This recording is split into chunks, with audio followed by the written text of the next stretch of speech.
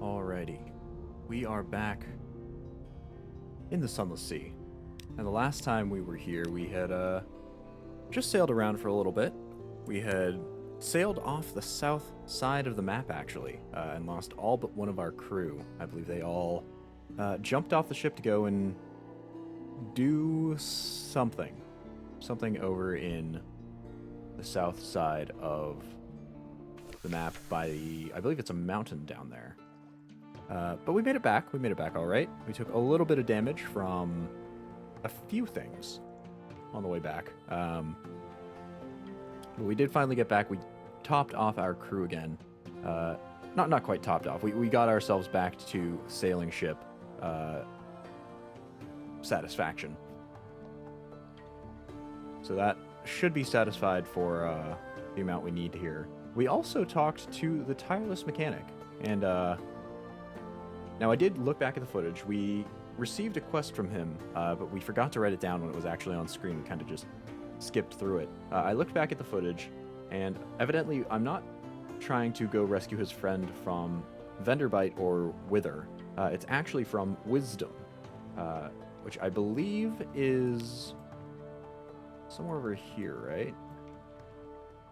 I think that's Godfall, maybe? No, here it is. Sea of Lilies. So that is Wisdom. That is the prison, I believe. And we have seen the option to ransom a prisoner from there. So I guess we do need to actually go and ransom or rescue one. Now, the rescue, I do believe we had very, very low chances of actually rescuing a prisoner back when we last saw the option. It's been a long time since we went over to Wisdom. I think the last time we were properly there, where we got did more there than just looked at a port report, was when we dropped off our chef, our first officer, way back in the day, way back at the beginning of this captain's lifespan, because he wanted to go there, and I think we got a decent payment out of him too. Not necessarily in echoes, though I think we also got a fair few of those, but in terms of all of the other items that he gave us, I think he gave us a ton of Memories of Distant Shores and Tales of Terror, Z stories, all that, when we dropped him off. So we do need to go back to Wisdom and figure out how exactly we are going to ransom a prisoner out of there, or rescue. I don't know how much better we are going to be. Maybe if it's based on iron, maybe we have a better chance of actually stealing a prisoner out of there. If it's not, I assume that it would be veils, actually, that would be the stat that you use to go and sneak a prisoner out of the prison. And our veils is higher, but depending on the check, we could still have a very poor chance. It might be easier for us to ransom a prisoner via money. We do have a lot of echo. I'm hoping that we don't blow through it all, because our major source of income, selling dark drop coffee beans to the cafe up on the surface, is now been removed. The cafe owner actually burnt the place to the ground, I believe. It was very confusing, very strange. So we do have to find a way to make more money. We were thinking mirror catch boxes, but the issues that arise with that is that we get, not here, I think in the journal, a menace for it.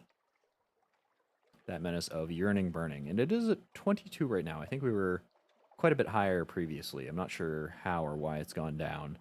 But I do believe somebody said that if we got to 100, then bad things start to happen.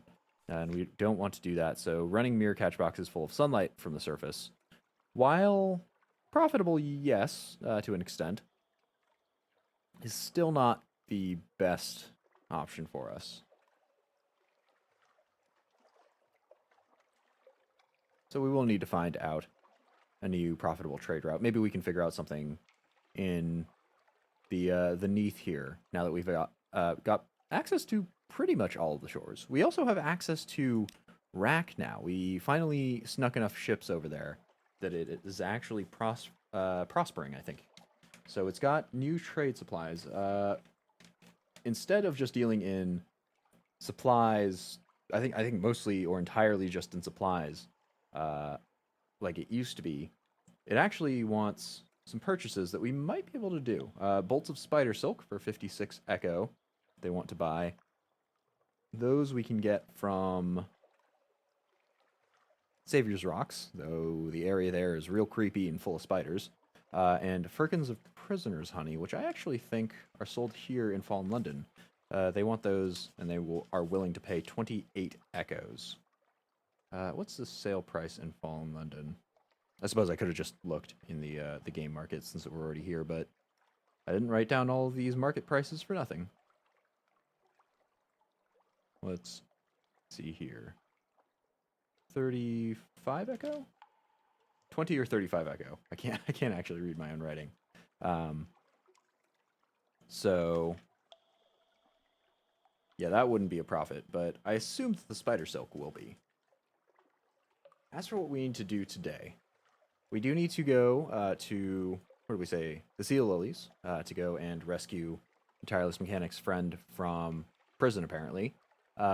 We also need to go up to Frostfound, I believe. We actually have a quest to go into Frostfound now from the Tireless Mechanic. I'm not sure what we'll need. I do know that Frostfound requires Foxfire candles, and I think we actually have some left over here in our hold from our adventure through Aestival. We finally cleared that whole area, and I think we got... Ooh, what did we pick up from there? I think we might have got a Searing Enigma or something of the sort. Maybe just some more secrets or something. But we did see that all the way through to the end, which is pretty nice. We've also got to go all the way back to the Gant Pole because we finally sunk, what was it, a Thalate or a Behemostash? We sunk one of the many types of creatures that the Fading Haruspecs requested that we sink, and which would eventually make its way over to the Gant Pole. So we need to now go over there and ask her for a fortune-telling sort of thing on behalf of the sixth witness who we encountered in King Eater's Castle a long time ago. And I think we did determine, we started meeting enemies that matched the description of what the Fading Haruspecs wanted us to hunt. Phthalates, Behemostash's beloveds, Tristeligants. We found a bunch of those on the ocean floor, underwater. So we might, if we do end up needing more, we might need to go and head back there underwater just so we can catch everything. We also are still in the market for a Lorn Fluke. I believe we need a Lorn Fluke's core for Port Cecil, for the principals there. And we also need one, possibly, for our Bandaged Poissonnier, who either needs a Lorn Fluke core, or who needs an Elegiac Cockatoo, which we did determine was in Adam's Way, but that we need, let's see here, a Sunlight Box to go and trade for. So we might go grab a Sunlight Box. Honestly, we might grab one here. We'll just head quickly up the Cumane Canal. Right? Perhaps. Up the Cumane Canal. Grab a box of Sunlight. It'd be a little expensive. Maybe instead we'll head to Aestival, the island of Sunlight that we've been trying to colonize there. We'll head over there through Sea of Lilies, then up to the Gant Pole, up to Frostfound and the Gant Pole, then to Aestival, and then to kind of curve our way back down to Adam's Way, where we can go and trade that Sunlight Box that we hopefully will pick up without a wound in Aestival. And we'll go and trade that for an Elegiac Cockatoo for whatever needs our Bandaged Poissonnier needs it for. Presumably some sort of food item, considering that's been his whole thing. I just went to challenge it for him a little while back just to top off his chopping skills. Beyond that, we've got our long-running requests, either from Irem or the Grand Geo down here, to go and get the technology, magic, something, to go and block sunlight for Aestival so we can set up a kingdom there. Both of those require a lot of things. Irem requires a lot of stats. They require 100 of every stat, plus an empty mirror catch box. The Commodore requires vital intelligence, a dread surmise, which we have never yet seen, and which we know is quite a bit because you can trade one in IREM for 7 or 10 Searing Enigmas, so that alone makes it very valuable. A lot of supplies, 50 supplies, 7 crew. The figurehead of the Eater of Names, which is a boss ship over by the Chellenet that we need to fight. And then we can trade that to the folks of the Grand Geode and get their magic/technology to go and colonize Aestival. That'll be our ending, though. And another long-running quest that we need is for the Fathom King in Fathom King's Hold down here, who knows something about our father's bones. And so he needs quite a few things. He needs a brilliant weapon, which we are pretty sure is the completed form of the Awakened Seal of Red Science, which we can go do over at Station 3.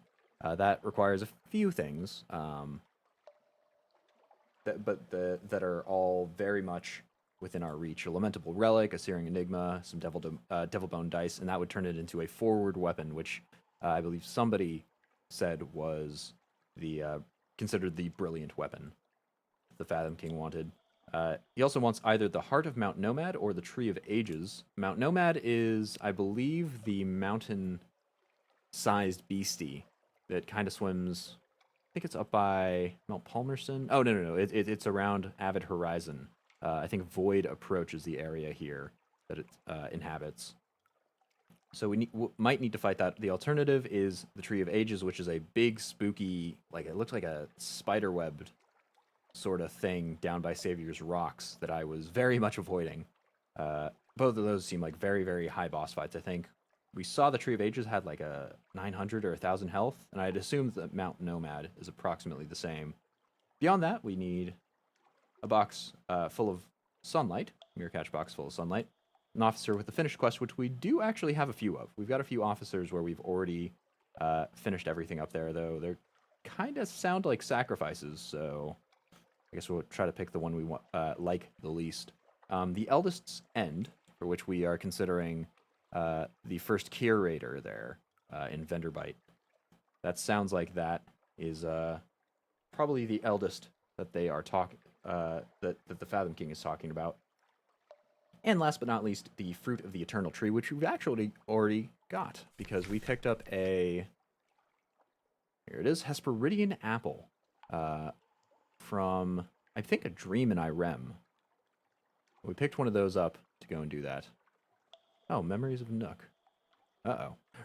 Right, because I think we spent a bunch of time in Nook. We spent enough time that we've started getting a little freaked out. A little freaky. So we might go clear those over at, I want to say, Antha. Either Antha or Eigel. I think it actually might be Eigel, where the needles are found filled with memories. So we might be able to go and pawn that off. Maybe we'll do that on the way back from Adam's Way. Sail up there, assuming things don't go poorly elsewhere and we have to cut our journey short.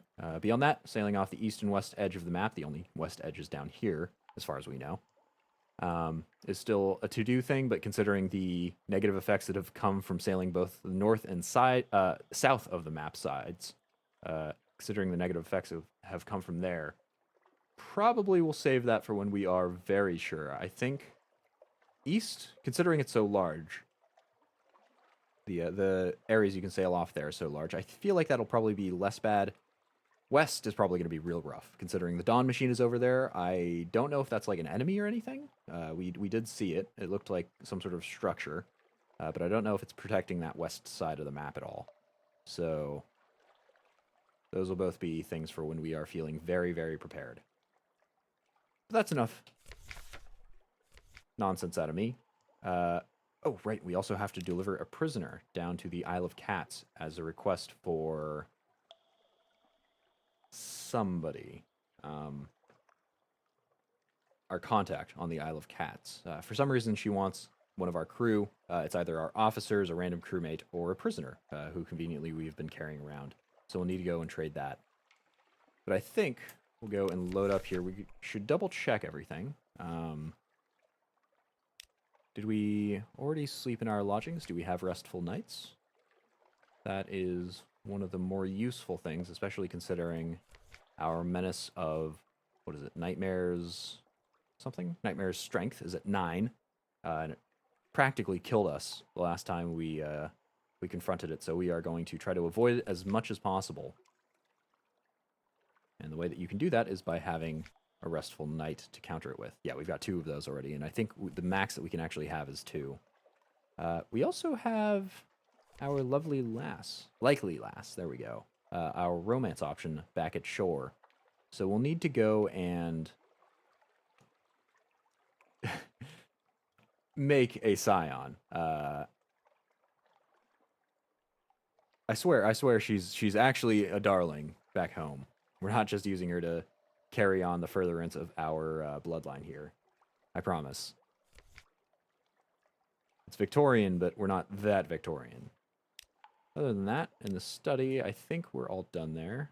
We could make our last captivating treasure into an heirloom. I think we'll save the last one for now. We've already gotten 6 now?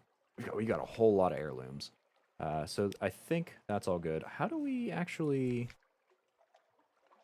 find our lovely lass?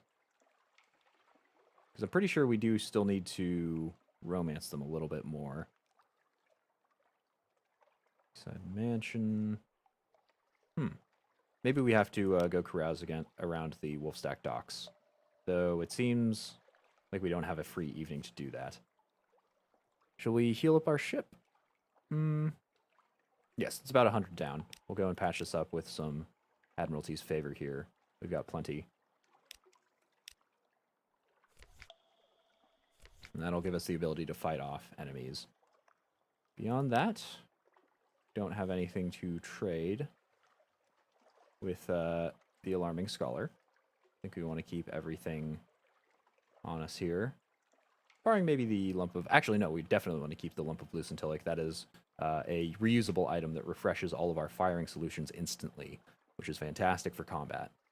And we are pushing towards combat as well. I think we just need to prepare to set off, which will involve a lot of food purchases. Maybe not here, actually.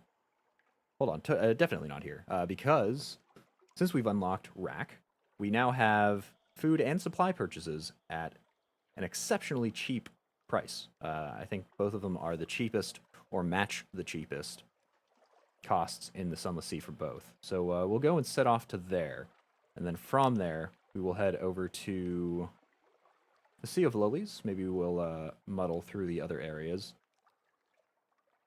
I think we're a little too far north to encounter the Lorn Fluke from down here. There's a Lorn Fluke that is around the Fathom King's Hold, though we were having a hard time trying to find it when we wanted to encounter it, and we were having a hard time avoiding it after we came back from Adam's Way when we only had one crewmate. So we'll see if luck is on our side this time. Probably swing by there, swing by Rack, swing by Abbey Rock, Station 3, and then we'll go to the Sea of Lilies, then sail north. So that should be good.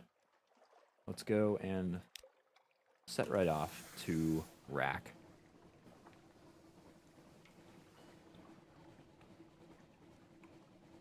Now I'm assuming that our single food should, our single supply should tide us over until we get to Rack. It's not too far, it's just out by the salt lines, if I recall correctly. That does look to be the case.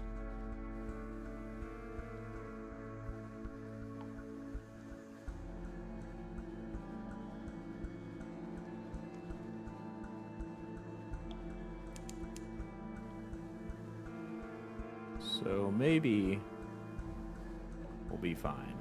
Hopefully.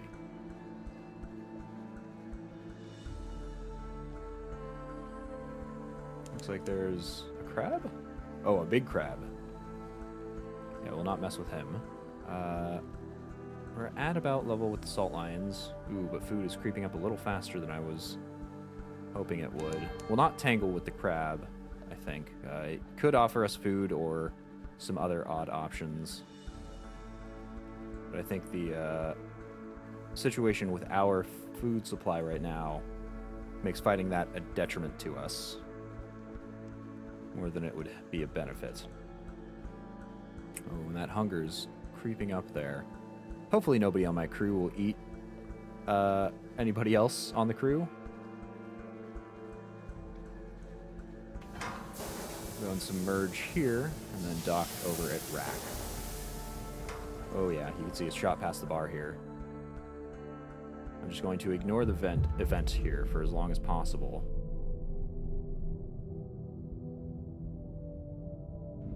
Because we are just there. Can we make it without our crew doing something unfortunate?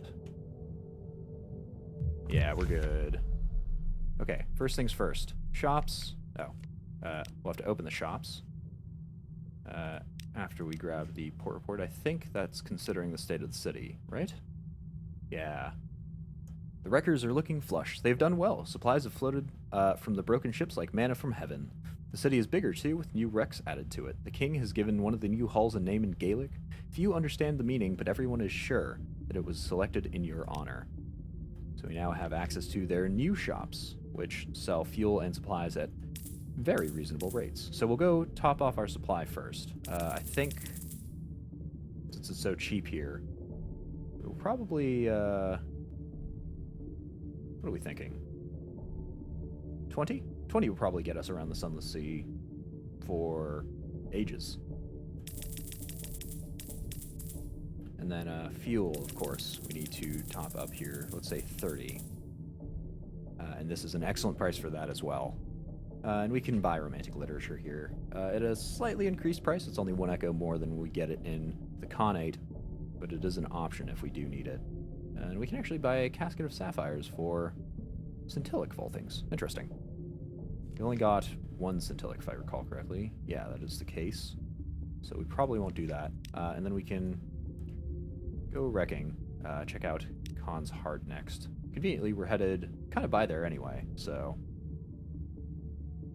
let's go check back over here. I think... here we go. We can go check this. Now that our ships have come in from... I think we sent them in from Venderbite once. And let's go taste that tether. And the last one we have... The last story we have here is on the knife. The balance ever so slightly off, it winks at you in the light. The matron lights a gas lamp. The room is modest, with a well-kept bed in the center. Rest, allow your mind to wander. When you are ready, I will give you the tether. And it looks like this is probably our final option, an astrolabe to focus on. It's as useless beneath the sea as it is on it, but it is still beautiful. Tether melts in your mouth. What, just put them all over your back? Yes, like you've spoken about since you first met in Leon. Alright. I just thought I'd check one last time. The needle pricks you as he begins to ink stars into your skin. You swear violently, your friend laughs.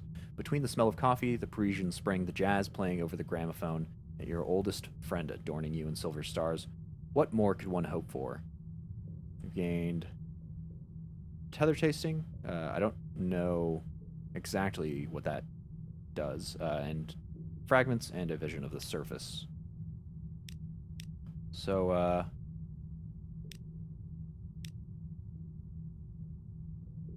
who are we? We can either be...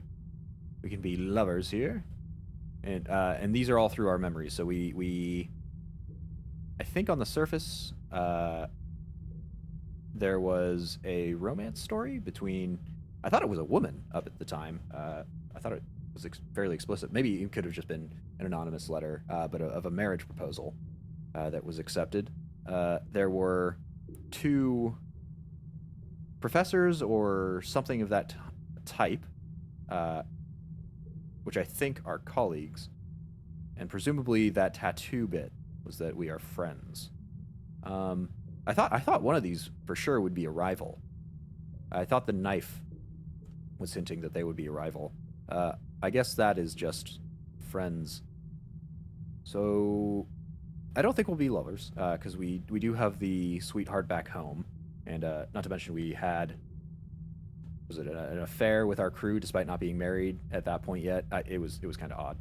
Um, but I don't think we'll be lovers.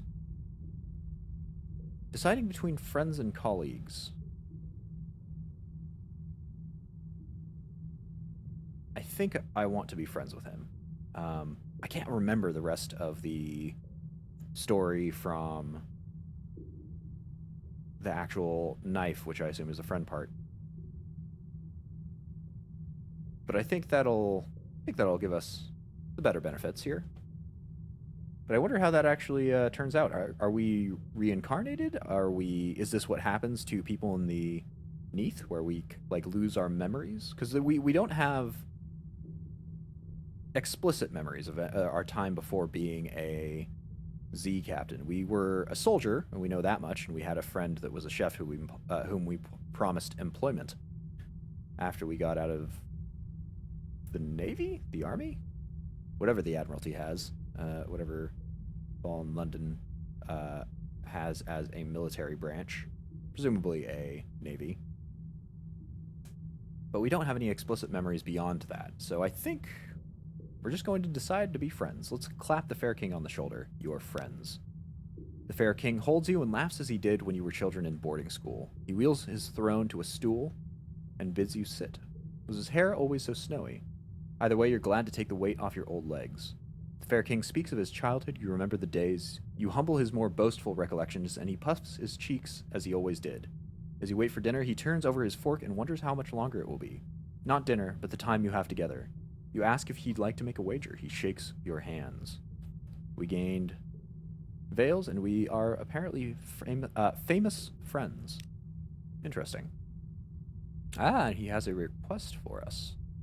Fair King's request. There is a small wooden box in his lap. He hands you the box. You flick open the latches nestled within the velvet lining. You flick open the latches, semicolon. Nestled within the velvet lining is a piece of the sentient you gave him long ago. I would like you to bury this into Hoot. There's a right we have in the rack. If you find one you're tethered to, and they give you such a gift, it must be buried into Hoot so it may grow. Will you do this for me? Sure. Sure, I can head over to Hoot and bury that. As the Fair King. That doesn't seem like that big an issue. Apparently, this place has connections to Dahoot in some way. I guess Dahoot has something to do with illusion. We've already determined that through the description of our white mollyflower that can apparently break them. And this is sort of illusory. I thought it would be more tied to Igel, considering it seemed to fare with memories.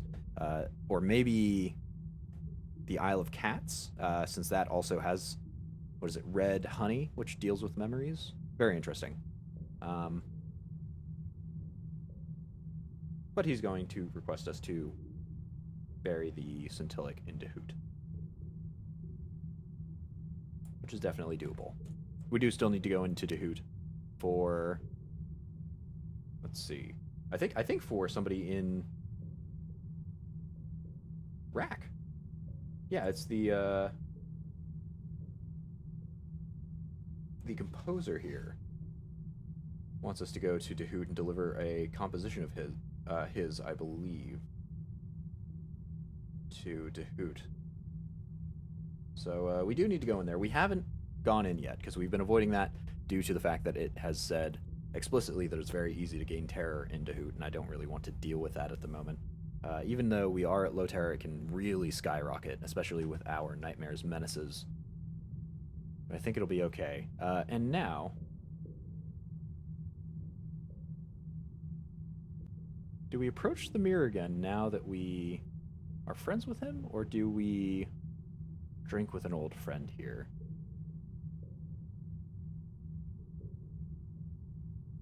Let's approach the mirror again. So there's the round-rimmed man again.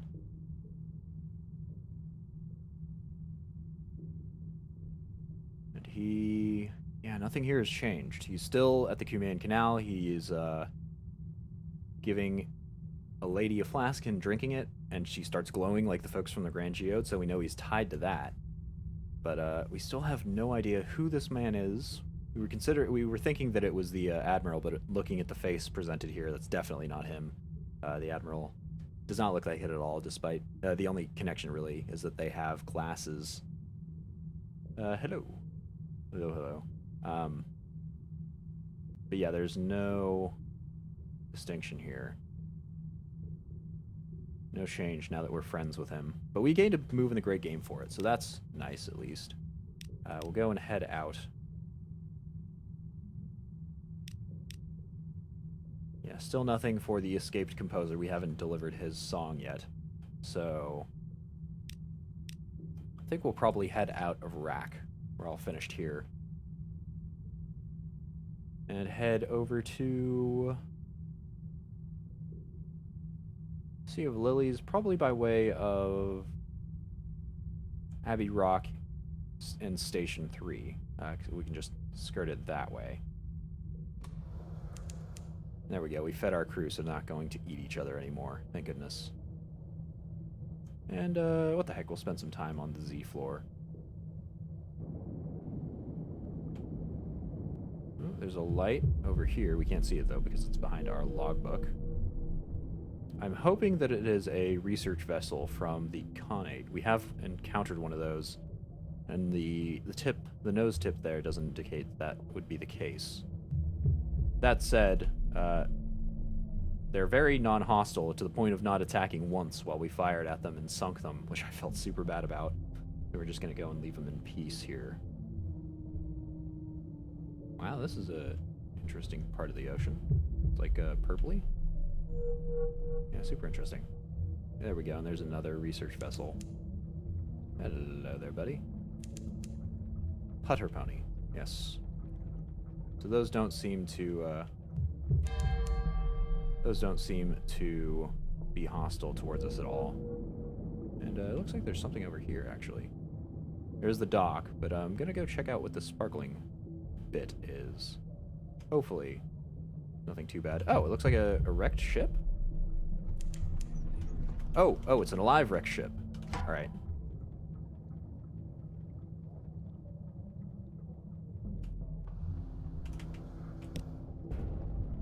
So let's get out of range of its firing solutions here. Looks like it missed the first shot, and now we are on its aft. Oh, though it does wiggle quite a bit. Ah, but it's trapped now. There you go, you son of a gun. Oh, he can hit me? Wow. He is a real wiggly fellow. I thought they were just ships. He might actually be alive. He might be a sea beast of some description. But either way, he's now gone. We can go pick up the random bits. Let's go send a boarding party, might as well. Especially since we have a 90% chance of success of doing whatever that is. Don't do anything I wouldn't do. Quick as you like. You can't prepare a boarding party? Any plan goes out of the porthole the minute your boots touch the deck of the strange vessel. In this case, it seems these pirates like to play dead in person as well. Fortunately, your crew aren't the kind to be fooled twice. They return with clean cutlasses and bloodied boots. Some are even smiling. So we've gained 124 echo, not too bad. 1 supply and 2 fuel.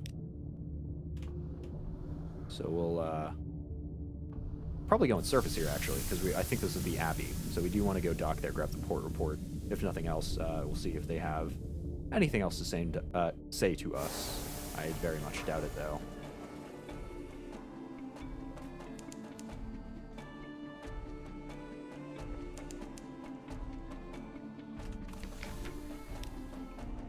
So it looks like they need provisions. They'll give Scintillic for it. Unfortunately for us, we only have 1 strange catch. We can convert it into more strange catches by going to the Uttershroom and then to the Gant Pole. But it does pose an immediate problem. I think we won't trade that. We'll go grab the port report, at the very least. We could trade our recent news for a blessing, I believe it is. offer a hunting trophy? Probably not. Our terror is doing pretty fine. I think both of these options just reduce our terror a little bit. Let's go watch the convent. Convent with our something awaits us here. Exotic refuse. The convent is silent. A few lights prick its bulk. Bells sound the times of prayer. You're almost ready to give up when a side door opens. 4 nuns march out carrying something wrapped in a blanket and fling it into the sea. You creep down to examine it. Well, it was likely unidentifiable, even before the nuns used it for weapon practice. Now it leaks fluid from a dozen puncture wounds, but it still smells of the Z. Interesting. So we've got a strange catch for it, which is actually perfect, because that means we can trade that for a consignment of Scintilla here. Or maybe not. I guess that trade was for a something awaits us as well, so we actually use that up by watching them. Bit of a shame. There's a bit of a waste to not be able to do that. I don't know why they're throwing strange catches out if they need them for their festival or something. But we now have 2, so that's not too bad. We'll go and trade one of those at the Uttershroom. I guess we can take a detour from... Where was it? The... Sea of Lilies, to go down to the Uttershroom and trade that over.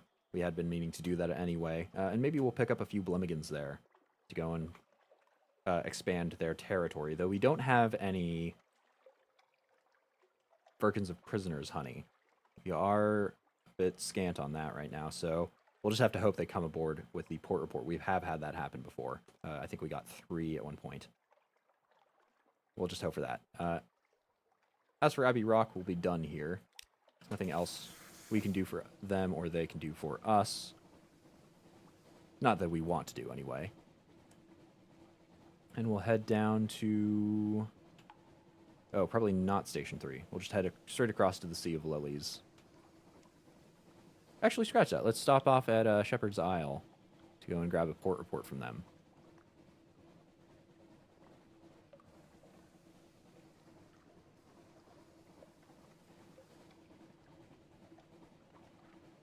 And that way we can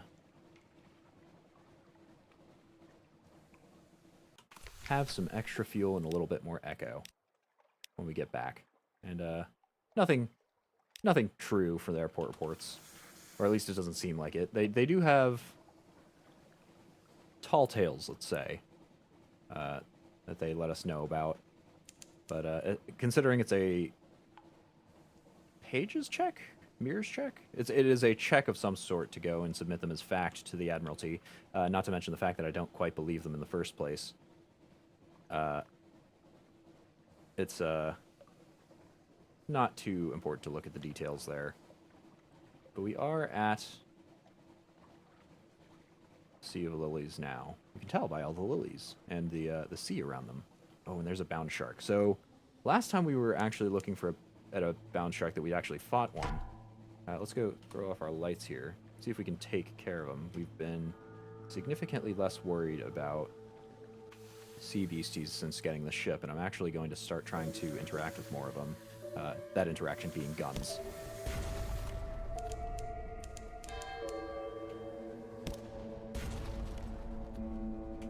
Oh, is he gonna... Nope. Wow, our gun charges really fast. Oh, he's submerged.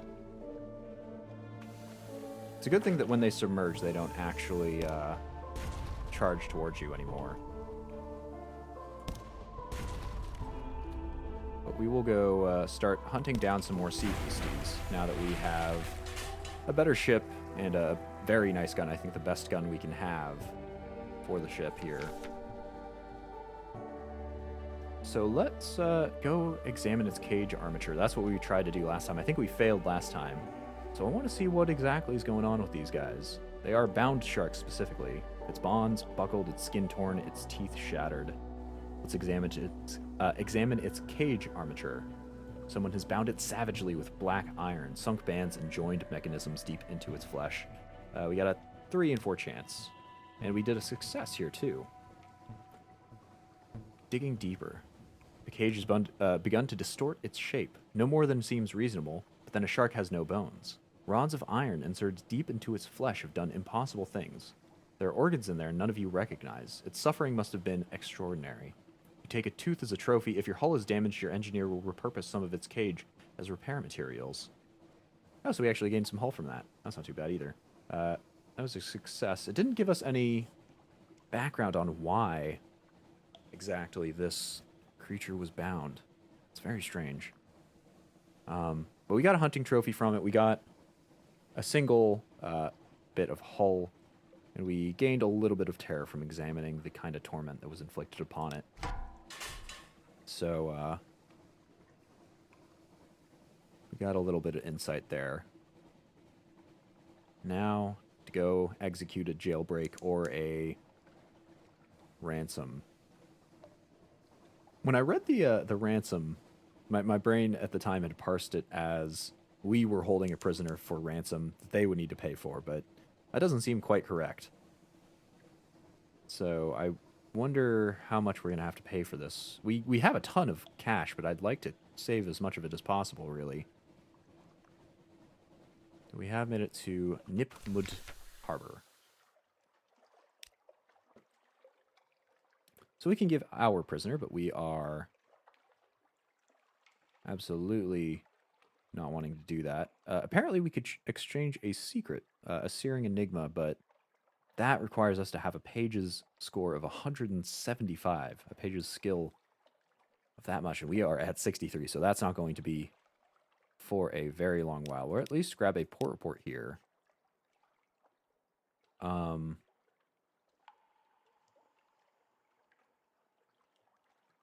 Oh, man. We got a 25% chance to rescue a prisoner, but we've only got one chance at it. I kind of doubt that we won't, that we'll have anybody else specific here. I'm going to assume that it's these options here, even though there's not one explicitly from the tireless mechanic for his friend. I think it was like a sage or something. I'm assuming that this will automatically pull that sage out. Suppose we've got excess crew at the moment. I think we should be okay.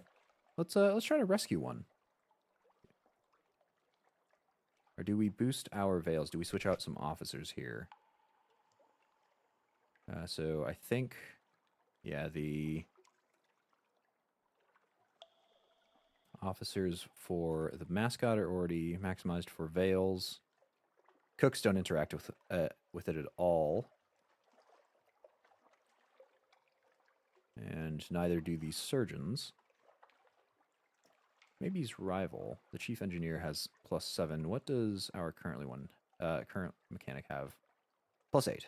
Current engineer, there we go. And then the merciless Modiste will actually increase that as well. So let's switch her out. I'll just quickly un and redock, just so it hopefully calculates that out a little bit better. Did we have a benefit to that? 1% greater. So let's give this one shot. I suppose we have 4 crew to spare. We can sail with 17, I think. I hope. So let's give that a shot. Rescue a prisoner, scale the walls, enter through the outflow pipes, evade the guards, secure your rescuee without raising any alarms, and don't get eaten by giant toads. As expected, disaster. You make it up the prison walls, through the pipe, and straight into a cistern. The splashing attracts guards. Their guns wreak havoc before you escape. The pipe grating is repaired that same night. So, wow, we gained a lot of terror from that. Doom is apparently forewarned. Oh, no, Wisdom is now forewarned. And we lost 2 crew. Okay, so not nearly as bad as I thought. So, I guess we've got to go for this option. I can't believe this is also a challenge option. I mean, you'd think that just handing him cash would probably do the job. We'll go and switch out all of our officers that give us hearts. First officers, yeah, that one gives us better hearts. Hearts 6 versus hearts 4. Go and switch that out. Hearts 6 from them, from the surgeon. Heart 6 from this, so there's no need to change that out either. Chief engineers, yeah, don't interact with that at all. And Yeah, the cook we've already optimized here. So again, a quick undock, redock. And let's go attempt this for 3,000 echo. My goodness. I really hope that this works, and if it doesn't, it doesn't take my money, because 3,000 echoes is not a amount to sniff at here. But we've got a greater chance than last time. Why are you doing this? So we need the tireless mechanic's compatriot, who is apparently in wisdom, and I assume that this is the option here, whom we need to rescue.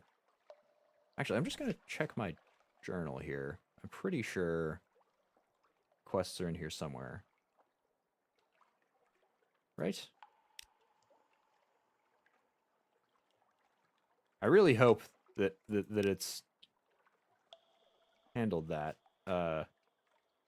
Let's give this a shot. Wisdom will release prisoners on payment of an eye-wateringly high redemption fee. It's not entirely clear whether this constitutes bribery or a legal instance of Kaganian mercy. Okay, so that's a success. Lost 2,000 echo and 5 terror, but we actually succeeded there, so... Oh, go on. I'm sure you'll bring me a replacement someday. He's convivial, the unctuous fellow. He convives to the extent of a half bottle of Greyfield's first sporing, a good thing you kept for a special occasion. You have a pleasant chat about Z-weather and the loneliness of life here out on the Sea of Lilies, and he generously discounts the fee. So, let's go grab this fellow. The unsettling sage, apparently. This is the man you came here for.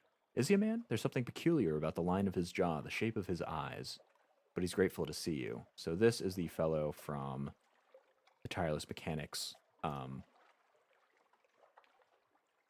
quest line. So let's go grab him for 2,000 echoes. This guy better appreciate what we're doing for him. You have my gratitude. Those not oracles, feh. They would have choked on me, but it would have done me little good. All of his A sounds are elongated, which is kind of odd. But it would have done me a little good. I would be gently digesting now, were it not for you. I see you have my friend with you. We are going to do great work, yes, my friend.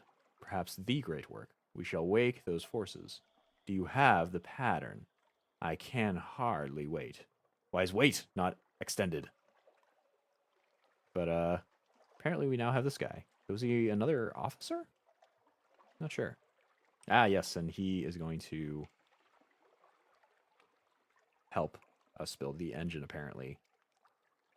I'll need help to build the engine. It'll need to be alive like the pigs, and I'm better at metal. Interesting. But 2,000 echoes down. We now have that. So, can't do anything here. Let's go reset our officers to the ones we like carrying just casually, I think. Mirrors and pages. Let's go to boost. I think our cook, the Nacreous Outcast, sets things up a little bit. I think this is a little bit more balanced. That's how I've got it set up. We have no alternatives for the gunnery officer, save the Irrepressible Cannoneer, so we'll just go sit on him. And we'll head out. So now to the Utter Shroom, and then we'll head up to, I think, Khan's Heart. That's where Rack wanted us to go, so we'll go up that way anyway. Maybe we'll stop off at Polythreme or Dahoot. I don't know about going into Dahoot. Our terror is at 29. We've got a long way to go for a few things. And terror builds up very quickly in Dahoot, and we've got nothing to clear it. Still amazed you passed that? Yeah, I am as well. I'm quite surprised, but I'll take it. I will absolutely take that. I think all it did was save me 1,000 echo, which is I will say good, but still a bit. Ooh, if I use him, does it talk to him or does it get rid of him? Well, we'll not use him just in case, because he does seem very much necessary for the the Tireless Mechanics plot. Now, we're kind of close to the Isle of Cats, kind of close to Adam's Way. Maybe we alter our trip. Sail south first. Oh no, right. We need the mirror catch box of sunlight from Aestival to get what we need from Adam's Way to get a elegiac cockatoo. So we can't quite do that. We'll head over to the other shroom, make our way somehow over to the Khanate, and go send those folks to Rack. Then up to Frostfound, where we can have our tireless mechanic do whatever it is he needs at Frostfound. We've got a fair few candles for that. Hopefully it doesn't take too many. And if it does, we can always sail right back down to Khan's Heart and go pick up more. They're pretty cheap. They're 30 echoes. And then to Aestival, Adam's Way, maybe Varkas, and then the Isle of Cats, and then back home. So let's set off. And we'll go fight some beasties if we come across them. Probably shouldn't be as willing to do combat as I am, but you know, I'm not too worried. We have a ton of hull now to play with. I think we've got about 130. No, 230? Yeah, like 220, I think, hull before we actually have to start worrying about losing crew and taking hits, which is where I consider the danger point to be. And that is a lot of hits. Though if we go after boss monsters, maybe not so much. And we've made our way over to the other shroom. Are we going to get our something awaits us back, though? Hold on a minute. Hold on a second here. Can you give us our something awaits us, please? We do actually have to just wait here until our something awaits us come back, because we can't actually trade our strange catch for other things without that something awaits us. Shoot, I accidentally docked. Which will reset the timer. Suppose we can... Oh, no, we can totally do that. Oh, I guess we have it. It just isn't showing up. I think that bug's actually happened before. Let's go gather some intelligence. No free Blemigans, unfortunately, this time. So we'll have to pick up Firkins of Prisoner's Honey if we want them. And we'll go trade one of our live strange catches and turn it into a live specimen by infusing it with purple mycelium, which turns it into a zombie something, whatever it was originally.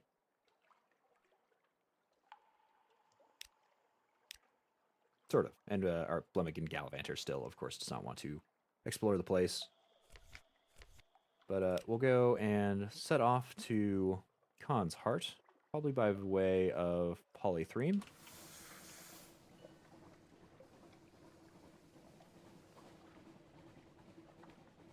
Our fuel is still doing well.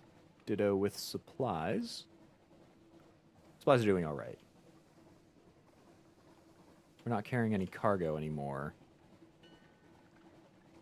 But it is still good to have spare space. Oh, and there's a gigantic blue crab. How much else does he have? I'm assuming that it is a lot. 300. Okay, not unbearable, but still quite a bit. More than I would be... Well, not quite more than I'd be comfortable fighting, but it's up there.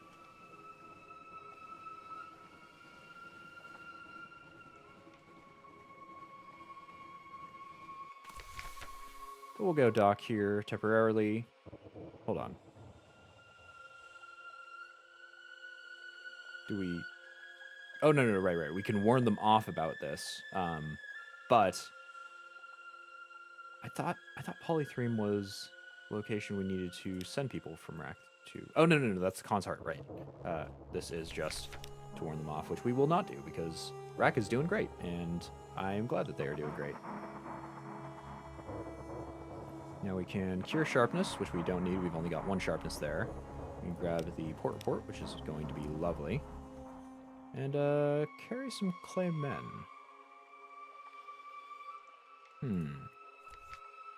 It only takes up 6 slots, and we can actually use them to get those mirror catch boxes full of angry dream snakes from the tireless, what is it? The tireless mechanics like dreams? I wonder if we just hold them on hand and buy mirror catch boxes as we need them for that. I think we'll make a distinct trip if we do that. I think we'll make a unique trip just to go and do that if we ever do decide to take that option as a profitable sale. I think we can sell them over in Con Shadow? I suppose we can check here in a second, but we can actually sell those boxes of very angry dream snakes. That's where we found them, saw them first, long before we'd done the tireless mechanics quest in Con Shadow, or one of the areas around the Connate, as a sale option, and I'm pretty sure they sold for quite a lot too. But we're a long way from there yet.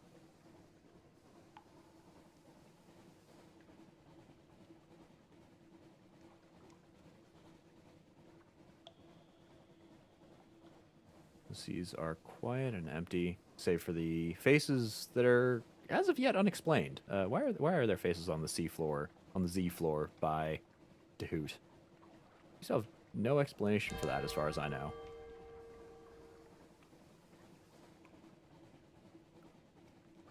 But we have reached Con Shadow, which means a whole new soundtrack. So let's go dock here. We'll grab the port report. We could turn our hunting trophy into 4 watchful curios. I don't think we will, though. It's not a very good option. I guess it's not here. That, oh, no, there it is. A mirror catch box full of very angry dream snakes. You can sell for 500 echoes. So depending on how much that is... You know, actually, that is a fair profit. It's about a 200% profit on, or 200% return on what we get. So we get essentially the price of the box plus another 250 echo just for trading for that. And I think the empty mirror catch boxes are the same price pretty much everywhere they are. 250 echo. So we'll pick up one here to go grab some sunlight. And I think just the one. Right? Yeah, just the one. Supplies and fuel are both overpriced here. Don't need to do that. And Milebreaker still being a lovely addition to the aft section of our ship.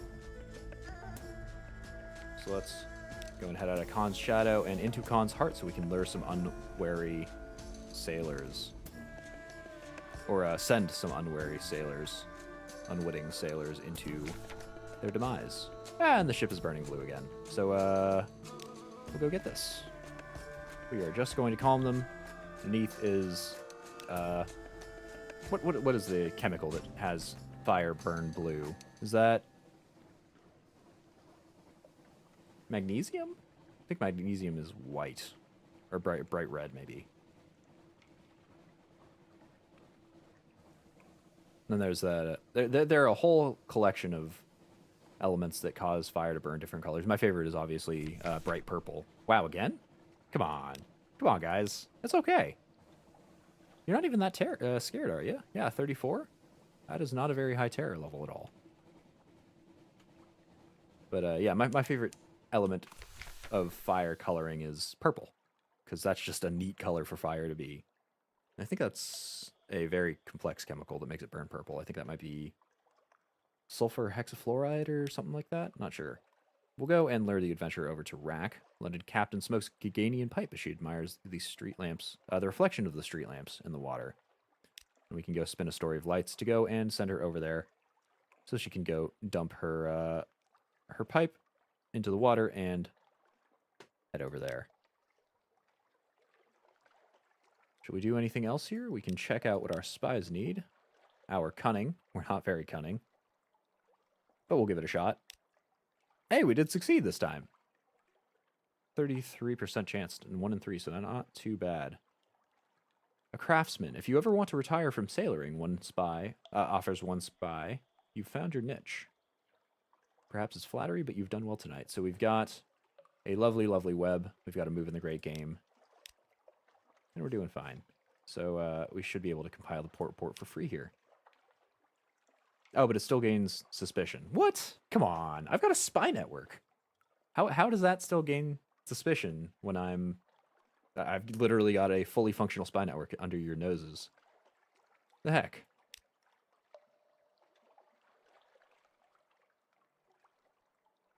But I guess we just go and use the spy network. I wish we could do more here like we can in Port Carnelian, where we shifted the balance of power over to London. Here in the Khanate, we can really just use it to seek intelligence, which will give us vital intelligence here, which is really not all that great. Like, it's nice to have, but it's still not as good story-wise as being able to turn an entire port over to one of the struggling factions that it's got. But I suppose we can go check this. A captivating treasure? That's kind of expensive. We don't have our something awaits us, so we won't be able to change that option for now. Let's open up the Nefrit Quarter, which will open up the shops. Do we pick up anything else here?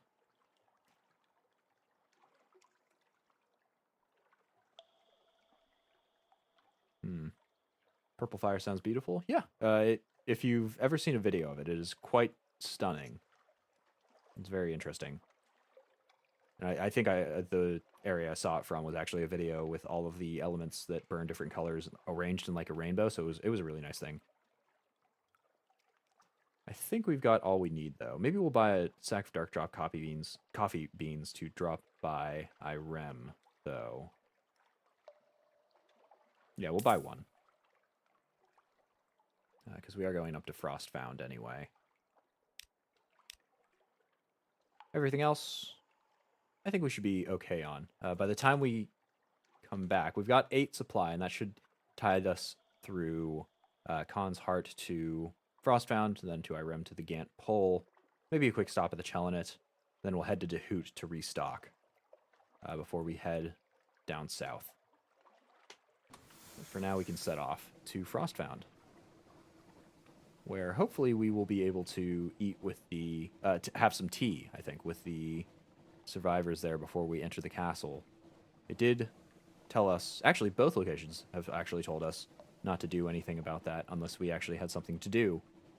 Both Wisdom, where we traded the prisoner, that had just told us to not do anything unless you have an explicit purpose to do it, which we now have.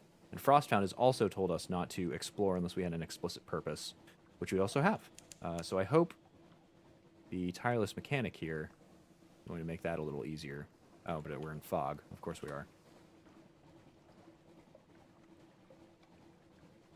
Might as well save the fuel.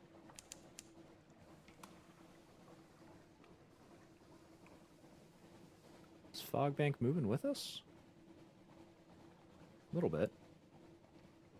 I think we should be out of it now, though. Here we go, and now we're at Frostfound. To go and finally adventure into the mysterious castle here. Towers and ramps and galleries and stairs of ice raised and spun like an architect's honey dream. No spider ever wove so complex a web. The towers are utterly pristine, untouched by human life, but a pitiable encampment squats by the dock. And... oh, what? We can't enter Frostfound if your terror is greater than 20. Aw, oh, come on. Okay, so we gotta come back with our terror lowered. Well, that kind of messes with things. We'll grab some tea here so we can get some supplies and fuel. Fortunately, even with the 10 terror reduction, our terror is still at 25. Maybe going to the Khanate and reducing it there. I would like to make this a non-repeated trip here. Let's head to Irem. Maybe, maybe Irem will be able to reduce our terror significantly in the dream over there. We'll not do anything too risky in the dream. We've already got our Hesperidian apple which succeeds in filling the fruit of the eternal tree that the Fathom King wanted us to do, and we are not going to do the Dream Snake thing. I wonder if helping out the tireless mechanics is actually going to prevent the Dream Snake in the Dream and Irem from helping us out with Aestival. It's not our better option. Our better option at this point is to just help the folks, or ask the folks through the Grand Geode and trade a Dread Surmise whenever we get that, but I don't know. I feel like that would be something that would log it off, considering he is at odds with the Dream Snakes. He did steal something from them. I guess we'll see here.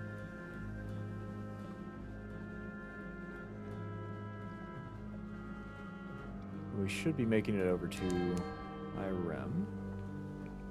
We've got our Something Awaits Us back, and that'll allow us to use that Dark Drop coffee bean we purchased to enter the dream again, and hopefully relax quite a bit. We'll go compile the port report. We could trade one of our 13, apparently, lamentable relics with 2 moves in the Great Game, but I don't think we'll really go for that. Let's just enter the dream in the House of the Amber Sky, which we'll pay for in coffee. And we could grab... I think this is how we grabbed the Hesperidian Apple. The Parabox is the option that helps us found a colony in Aestival, but that requires all of our options to be at 100 and an empty mirror catch box from the Dream Snake. I think we'll just rest, recover, and dream instead. The jungle around you is rich with violently colored fruit, buzzing with insects and unseen life. There's the sound of running water, too. Follow it. To the river. The water runs deep, sweet, and wild. Impassive fish of unguessable age watch you from clear depths. You drink from cupped hands and your weariness falls from you. Monkeys shriek hilariously. A leopard watches from the undergrowth but makes no move to attack. Afterwards, you pluck at the flax that grows here. When you wake later, you find it already woven. So we've lost all of our hunger. Oh no, not all of it, just 20. 20 hunger. We actually got a bale of parabola linen for that. Cool. And 10 terror, which actually lets us get into Frostbound. Perfect. Just as planned. And do we need to pick up anything here? Do we need to grab anything distinctive? Can grab Judgment's eggs at a significant price. Could sell our captivating treasure for 50 fuel. Buy a strange catch. Hold on. Oh, right. No, we already have a live specimen. We already converted our second strange catch to a live specimen. I was wondering why we had only one. And fuel and supply prices are not very good here, so we won't do those for sure. Maybe trade some Tales of Terror for Z stories.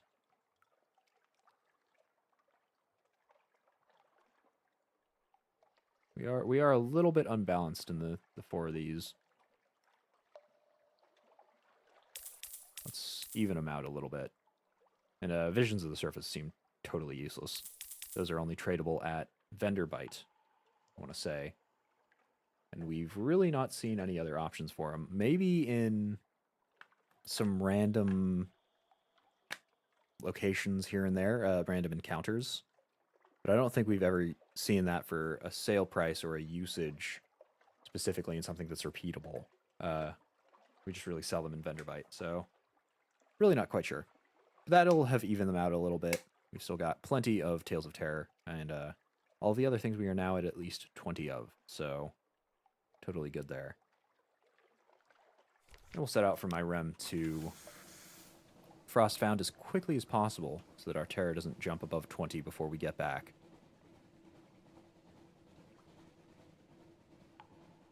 Considering we have to enter with our terror so low in Frostbound, I'm really hoping it doesn't kill us.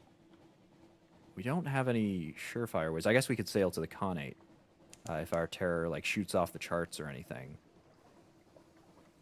Who knows? Maybe we even have to increase our terror in there, or something like automatically increases it. I don't know. terra definitely seems like it'll be part of this place. Maybe it's made of ice, right? Maybe there is like I don't know how to phrase it. Maybe the ice has something to do with the terror.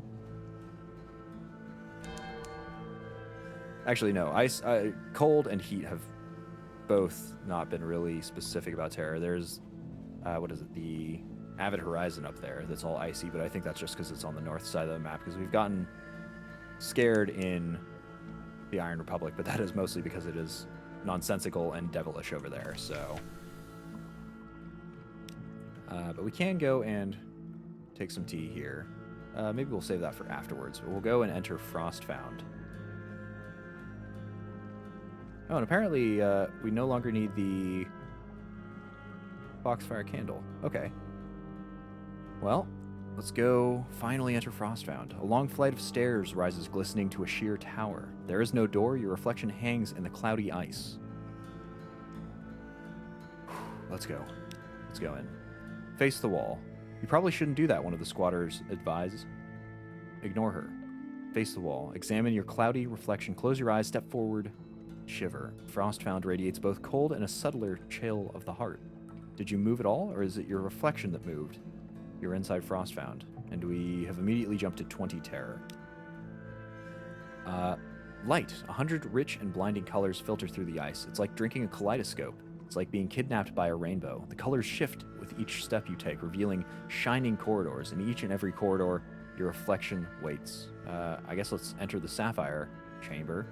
This corridor shimmers with a blue as rich as the sky of the surface. A howling wind. It fills your ears, but the air is still. The Sapphire Chamber. Every facet of the ice crystal wall is the hard and depthless blue of a desert sky.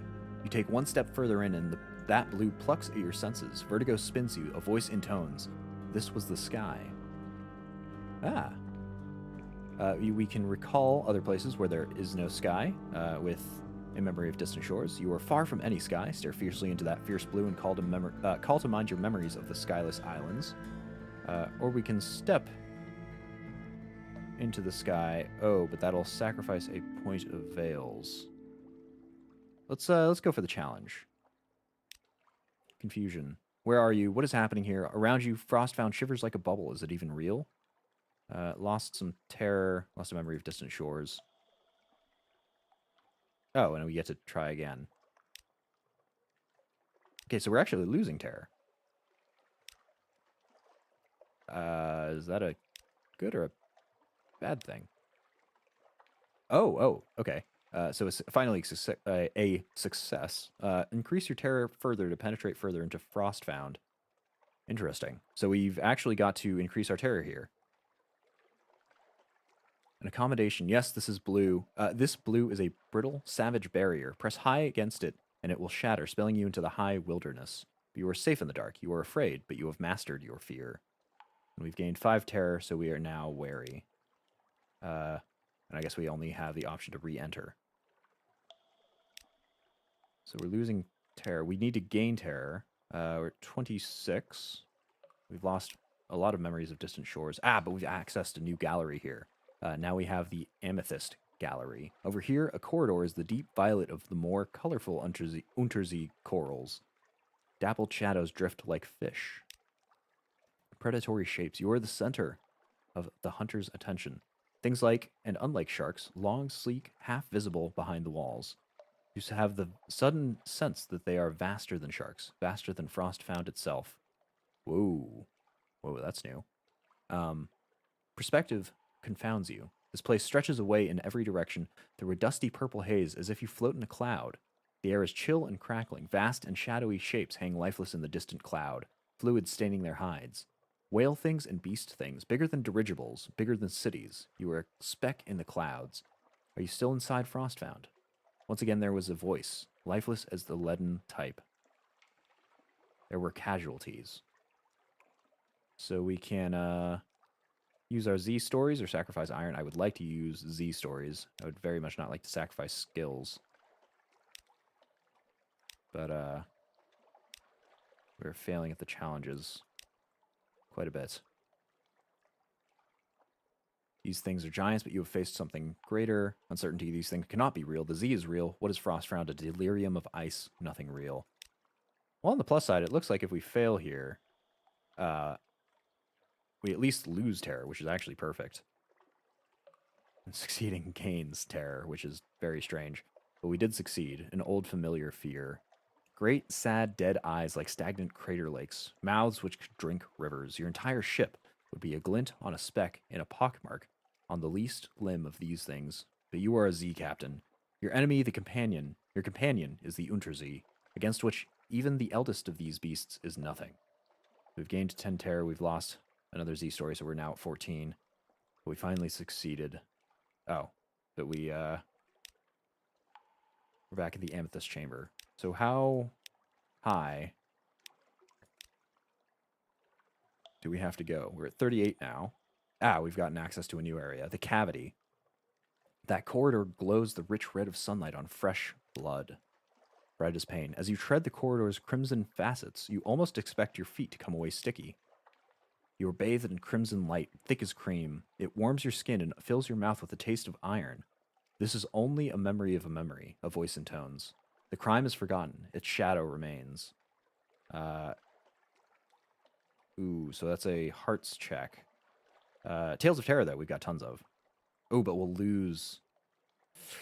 We'll lose terror. It's better to unlock.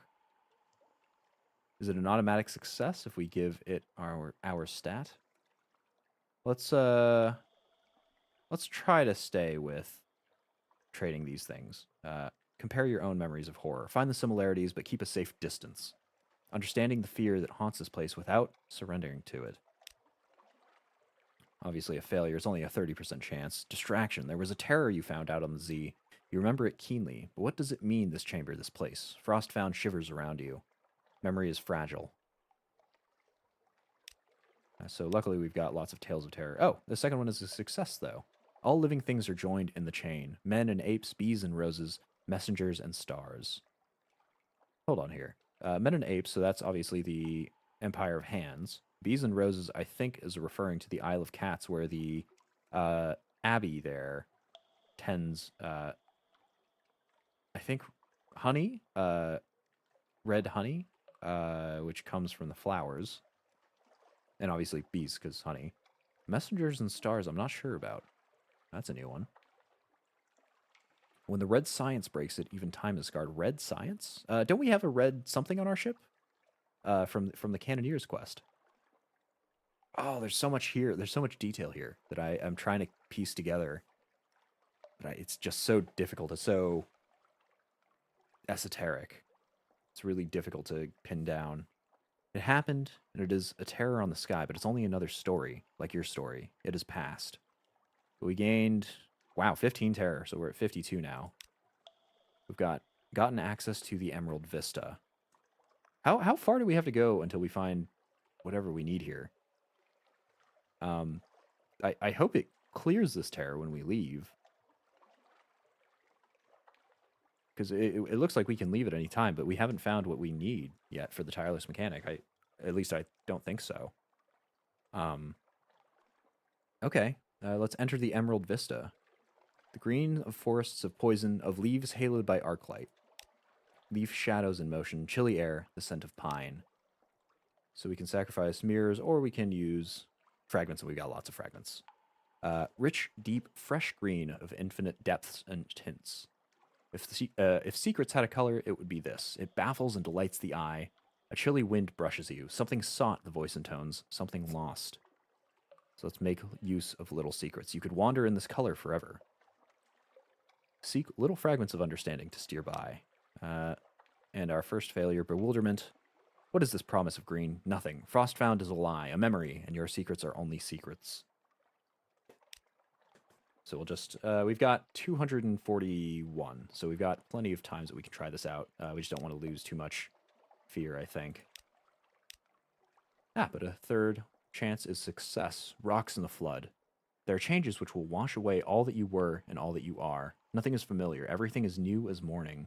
But you have something to cling to, and we've gained 20 terror. We are now fearful. So we can now cross the Diamond Bridge. Oh, hold on. Has this been changing? Maybe not. Light. 100 rich and blinding colors filter through the ice. It's like drinking a kaleidoscope. It's like being kidnapped by rainbows. The colors shift with each step you take, revealing shining corridors. In each and every corridor, your reflection waits. I can't tell if that's been changing. I'll need to look at that the next time. I've just been assuming that it's been staying the same. But here we can cross the diamond bridge. Here's the light. Here the light is brightest. Lightning bright, migraine bright, bright as humiliation. Even when you close your eyes, the light does not diminish. So, this looks to be a pages challenge. We only have an 18% chance of having it succeed, though. The Diamond Bridge, a narrow space of blinding light, all color and none, between the towers of Bright and the towers of Teneb. Hold on a minute. Where have we heard those before? Bright and Teneb. Maybe those are just something on the map, but yeah, I think those are just areas on the map on Frostfound. I for some reason thought they were something that was in Varkas, the other area of lights, but I think those are actually just the tower names as listed on the map. But once on the bridge, you will be exposed like an insect on the desert, like a fresh carcass on the operating table, like a jewel in the sun. And we can use our visions of the surface to try to cross the bridge. You remember the sun. Brittle brilliance. What is this light? There is no sun below. A trick, an illusion. Frostfound is nothing real. So we've lost a vision of the surface. Maybe we have to get do we have to get 100 terror? I really hope it takes it away if we do. We'll go and try this out until we succeed. Which may take some time. Oh, no, we got it. Terror quality is 95. We're now haunted. The iridescence. And yeah, this is all the same. So that is still matching from what it was before. Let's enter the iridescence. A softer, pearlier mirror fog glow coils from this corridor. If this is Frostfound's pearl, what dark inclusion provoked it? Ah, here we go. The light here is very different. The ice crystal walls are invisible behind a soft and luminous fog. Even the air is warmer. Your shadow paces you, stalking the boundaries of the fog. Know yourself, the voice intones. And now we can retrieve the mechanic's secret. This, the mechanic says very quietly, is as far as we go. Let's get what we came for and get out. I don't want to see what's in the fog, not again. Has he been here all along? Nothing is certain, Frostfound. The mechanic fumbles in the drifting mist on the floor. His shadow does the same. From within the fog, it scrapes away in imitation. There is a dull grating noise as of claws on rock. He comes up with a stone piglet small enough to lie comfortably on the palm of his hand. Its eyes are bright pearls. Oh, right, because the thing that he stole from the dream snakes was like a pig's eyes or something like that, like a pig's gem. So it's literally a little piglet with eyes that are gems. That's kind of cute. I'm sorry, the mechanic confesses. My imagination is rather literal. He stows the pig away out of sight. Now, please, can we go? I can feel my teeth chattering out there. Sweet, we lost 35 terror. And I guess we're done. Apparently we've found St. Erasmus's dancing, the cry goes up. Find a story the next time you make port. Cool. And that should be good. We don't want to increase our terror anymore. Maybe we want to try to fail out so we reduce it a little more. I don't know. We'll see if it takes terror away here. But let's go and leave. You aren't really in this chilly labyrinth, are you? You can open your eyes at any time and you'll be safe, won't you? So let's go leave. And we're back at Frostfound, where we will go take tea with the squatters since we are still at 60 terror. Yeah, geez. Let's go take some tea here, though. So can we make a little more sense of their welcome here? We're keeping the steps for the game of truths, a helpful riddle fisher explains as she fills your cup for the third time. Every year, the people of Irem and Wither meet here for contests, she finished vaguely. The difference between a question and a riddle. One day someone will prove themselves enough to enter the castle. Hey, I just entered the castle. I think I got to the end, maybe. I'm actually not quite sure. You spend a pleasant few hours while the tea is supplemented with Iremi liquors, pale withern beer, and something Riddlefisher describes blandly as snake cake. They offer you fuel and supplies before you leave. We keep enough to spare, the Riddlefisher grins. From time to time, a captain gets lost and comes up here, and we always feel bad for them. Okay, so... I don't think we've learned anything more now that we've actually been in the castle. I didn't expect this to really change. I thought it would at least be something more specific. Maybe there's something more detailed in the actual location. So snake cake is obviously... I think that's actually made a dream snake. I think that's what that's suggesting. Contests between Irem and Wither. Irem is the location of dreams. They have the dream snakes. I think that last room asked us to question ourselves. So that's probably Withern's portion. And then the fact that Frostfound itself is kind of a dreamlike place is how Irem fits in. That's super interesting. But we at least gained some supplies and fuel. And we lost 10 terror, so we're now sitting exactly at 50, which we have been at before. Unfortunately, we have Nightmare's Menaces already taking off the charts. And we still have plenty of sea to travel. So we do need to... We're done with Irem. We already went there. We'll head over to the Gantt pole. I guess we can use our candles to go in there, because I think... Oh, we needed something from the Gantt pole. Because we went in the chambers there. I hope it doesn't increase our terror. We'll go to the Gantt pole. We'll go into those chambers. Maybe that was where we found the pot of violent ink. No, that doesn't make any sense. It would be Gantt something in the Gantt pole.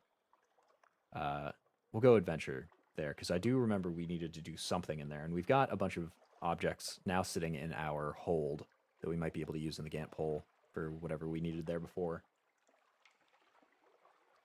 And we still have to talk to the Haruspecs anyway, so we'll head over there, submerge. Hopefully the Constant Companion won't show up underwater and stalk us there. We'll go surface, head over to the Chelonet, do Chelonet things, head... Probably skipping Hideaway. We forgot to bring mushroom wine and a firkin of prisoner's honey, and actually dark drop coffee beans for the impolite investigator who got very disheartened there. We can't really help him out. So there's no real reason to go to Hideaway. That's also another underwater location, so we'd basically just be risking it. Then to Aestival, to Dehoot. I guess we're skipping the Empire of Hands because that's out of the way. To Dehoot to refuel. And then down to the south. We might be able to stop off at the Melting Isles here.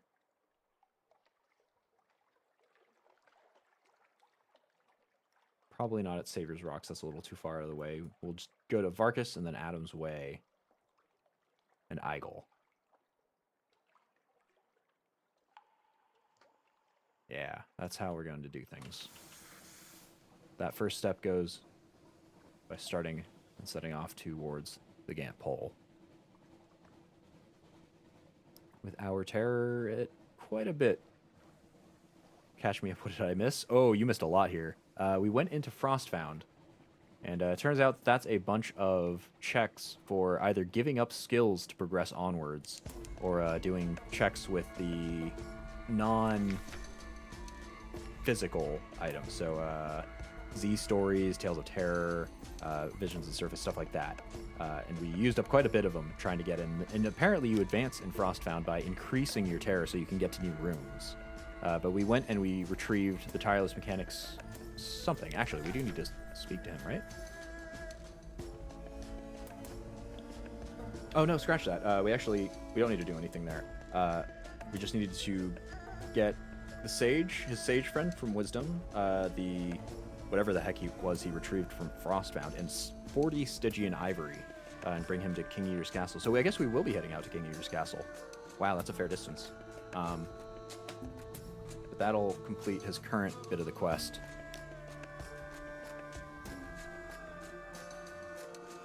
We'll be set there. We could start taking on some enemies here to reduce terror.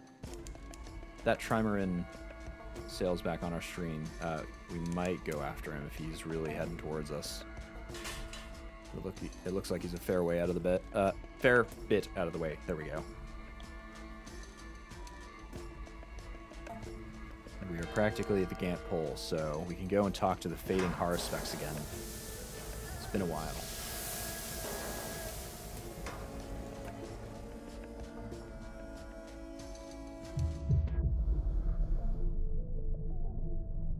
There we go. There is the Gantt pole. We can pick up the,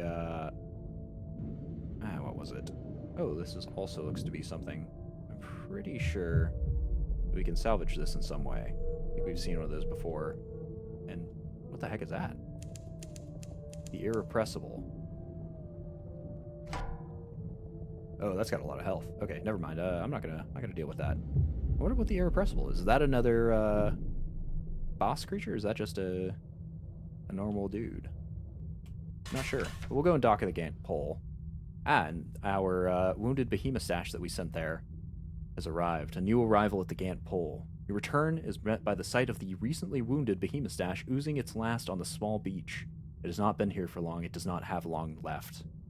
So let's go assist the fading Haruspex here. You can keep away the old zailors while watching her work. You may learn something of her art. A few pointed jabs with one of the old zailor's own harpoons keeps the mob at bay. Sever the flesh, whispers the Haruspex. Let the entrails form my path. Somewhere in the blood, guts, and blubber, a pattern emerges. She closes her eyes. Freedom is fragile, the beast will wake. So we have learned the ways of Haruspecy a little bit more. Gained 5 intriguing snippets. Yada, yada, yada. Okay. Yeah, so those really old guys have been attacking the Haruspex, so we fended them off again. We'll go grab the port report here. And okay, so we do actually need the Foxfire candles to explore further into the Gantt pole.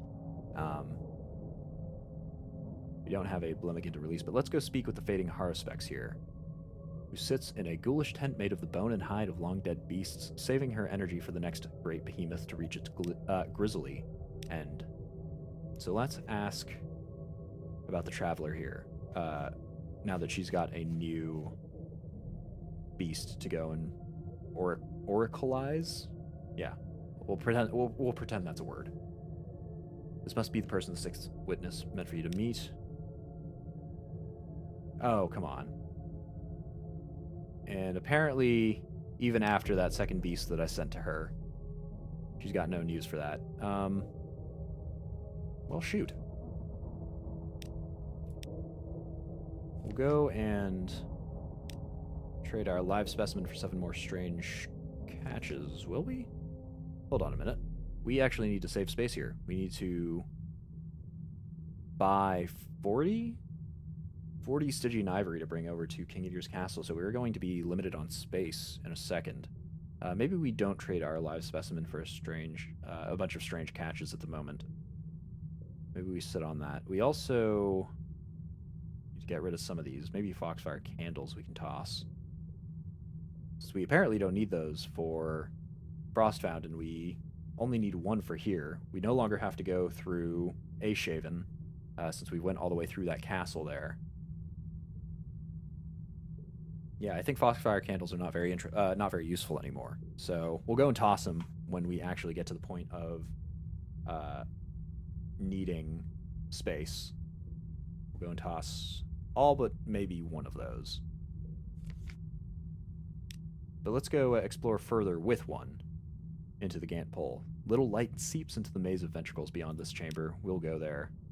You hold the candle. The flame flickers as you approach the dry tunnels. A slight breeze pulses through them, carrying with it a pungent cocktail of salt, stale air, and decay. Let's go find the Chamber of Old Dudes, which is in there, that we know is in there. Move onwards and inward. Something at the center of the Gantt pole calls to you, to feed to the part of you that feels tired, weary, that craves sleep without the inevitability of waking. The more you walk, the closer you will get. Well, yes. Failure, though, this time. Endless tunnels. The echo of silver writing glimmers in the darkness. It tore out the heart. The shame remained. Okay. I assumed that this was the heart of the beast that the Chelonid is set up on, but we know that that one died on its own. The Chelonid didn't actually kill it. So what tore out the heart? Is this actually the heart of the beast that the Chelonid made the home on the shell of? Let's keep going, though. Lost. You pass a wall covered in chalk marks. Whether they mark days, years, or something else, whoever made them has been here a very long time. Endless tunnels. Slivers of calcified heart rain down from the cracked ventricle roof. We continue to walk. Finally, a success. The chamber, a glimmer of silver behind sight, a sharp smell of salt, where old zailors go to die. So, we can grab a sample of Gantt from the pool. So we can either attempt to speak with the old zailors, or we can grab that Gantt.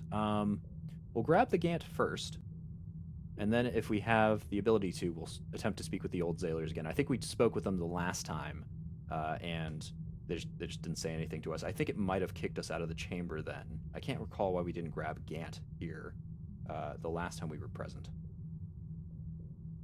So let's go and grab a sample of Gantt. The liquid drips through your fingers. There must be something infused with its impossible color. The absence of color, the presence of form. You fish into the pool, a few stones of no worth, discarded rags. This will suffice. A shell so infused with the Gantt it is barely even visible in the light. And we now have a star shell. Cool. Yeah, and it kicked us out after that, so... Interesting. Very interesting. Do we still have Gantt as a color? Yes, it is one of the 2 remaining colors. So we've actually, once we deliver the star shell, we'll only have Violent, which we've seen the ink for somewhere. I know we've seen it somewhere. I can't recall as to where, though.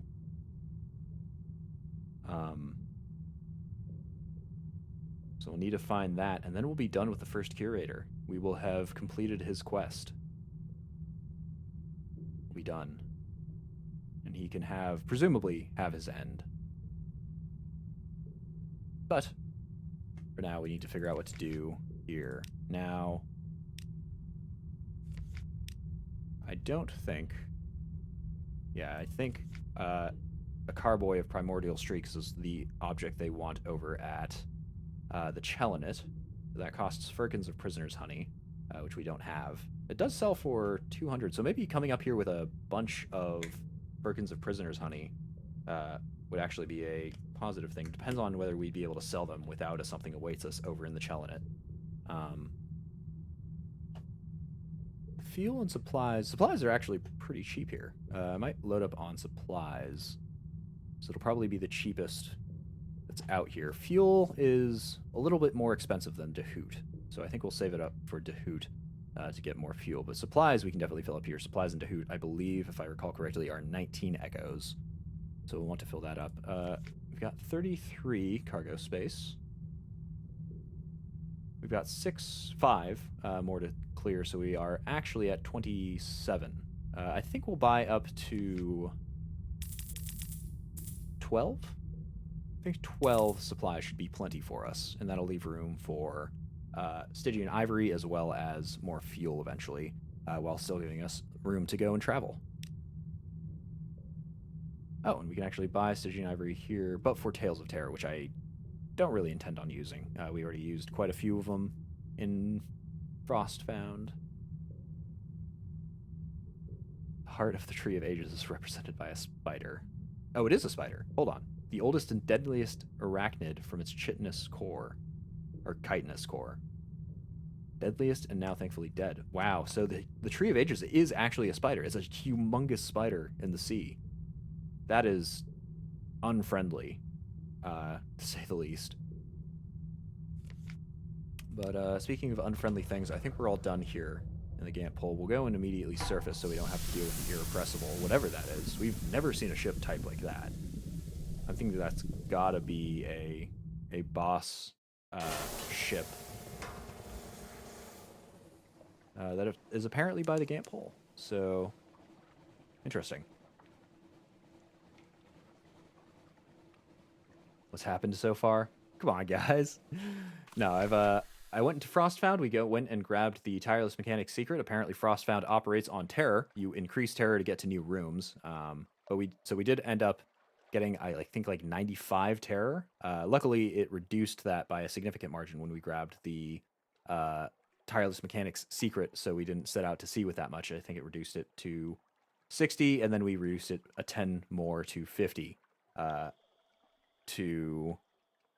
With the Irem and Withern folks that are on the docks. They gave us some fuel. We set out. We went to the Gantt shore. We went into the Gantt pole and pulled a starshell egg, which represents Gantt, I'm pretty sure, for the colors for the first curator, out of a pool all the way at the center of the Gantt pole's heart area there, after which it kicked us out.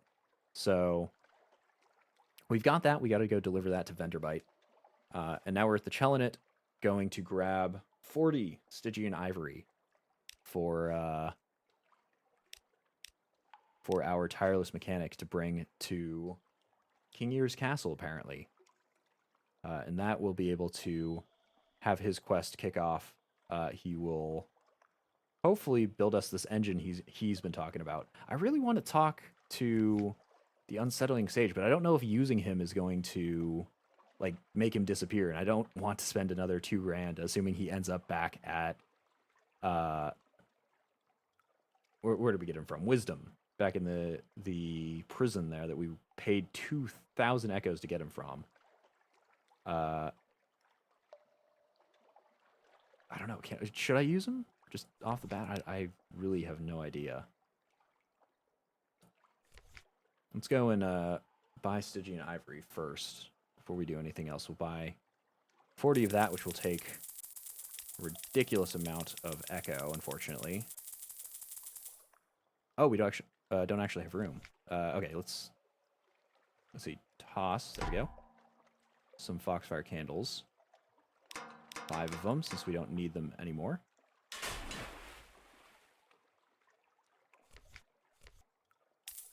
There we go. And we'll have 4 spaces for fuel. I assume we'll use up some food and fuel and whatnot before we get to Dahoot. It's a fair ways out. Can we offload anything else here? Bales of parabola linen. I don't want it here. I would like to hold on to my strange catch. Just because it's nice to have a spare. Yeah, I really don't think anything else can get tossed here. A lot of these are permanent sort of items. Dang. Okay, well, we will just hold on to everything. We'll travel a little bit lower on fuel than I would like. But with all of those ticked off, we've got the Sage from Wisdom, the secret, the piglet with like pearls for eyes from Frostfound that for some reason he grabbed. And he did mention that his imagination was quite literal. I think that was because, if we check out this, he stole a secret from the dreams of the stone pigs. So it is literally a stone pig that he grabbed out of Frostfound, a little piglet. And then the 40 Stygian ivory that we just picked up here, we should be able to bring all of that over to King Eater's castle and hopefully make this ready engine. It'll be nice, I think. We've got to go set out to do that. We're all done here at the Chelonit. I don't think there's anything else we need to do, buy or sell. Yeah, definitely done here. Could reduce terror, but it's not a great place to do it at. Don't have great chances of it. Let's head to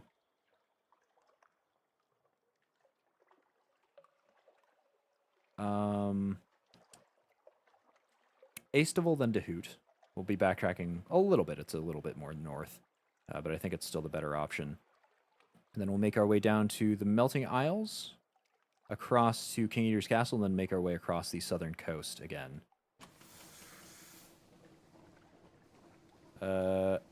Ooh, actually, with the fuel amounts we have, we might want to go to Dehoot first. Yes, in fact, I think that is what we're actually going to do. So we are not at a whole lot of fuel. And I'm hoping that our ship eats through our supplies sort of quickly. Like, I think I bought a little bit more than I needed to. Still good to have, but, you know, just in case.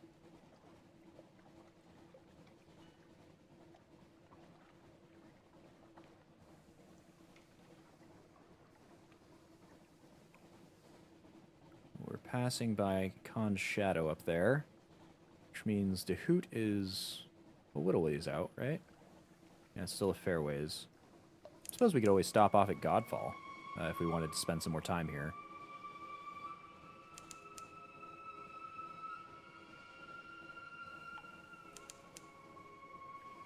How's our terror doing? 54.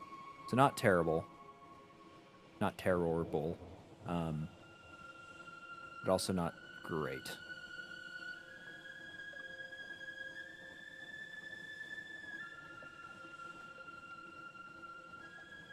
We are getting to a little old Godfall. Ooh, we can go take on a ship. Corvette? Ah, we'll have another encounter with our pirate poet. I don't mind taking that one on properly, though he will, unfortunately, bring us about to fire. Oh, maybe.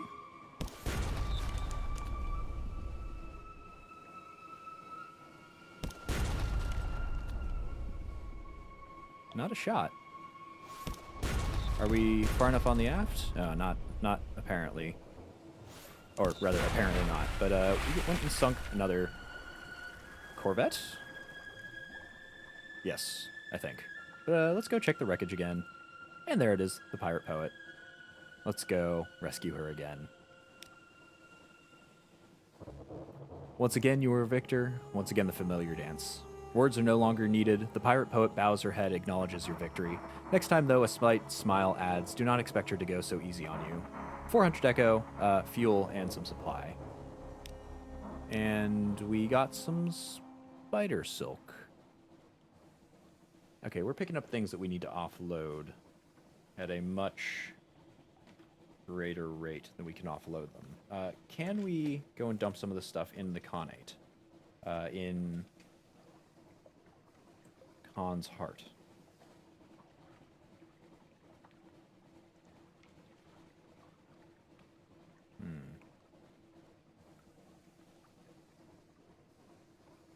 It's not looking like it. I would really like to offload some of these. Close locations for us right now.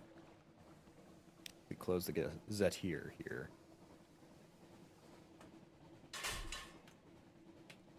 Closest locations, Polythreme to Hoot. Port Cecil.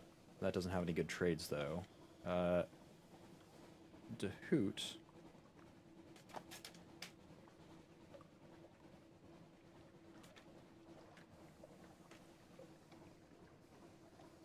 Does Dehoot have any good trades? Oh, they'll actually buy bales of parabolo linen, so we can at least offload that one.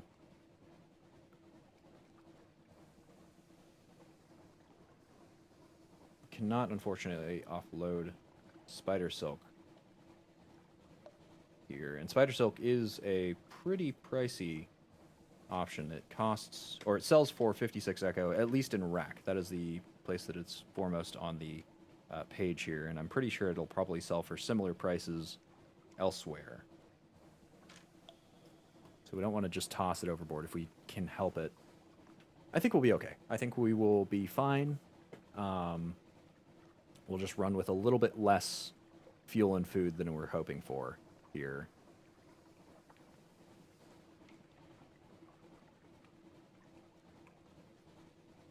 Yeah, I think that's how we're going to run this.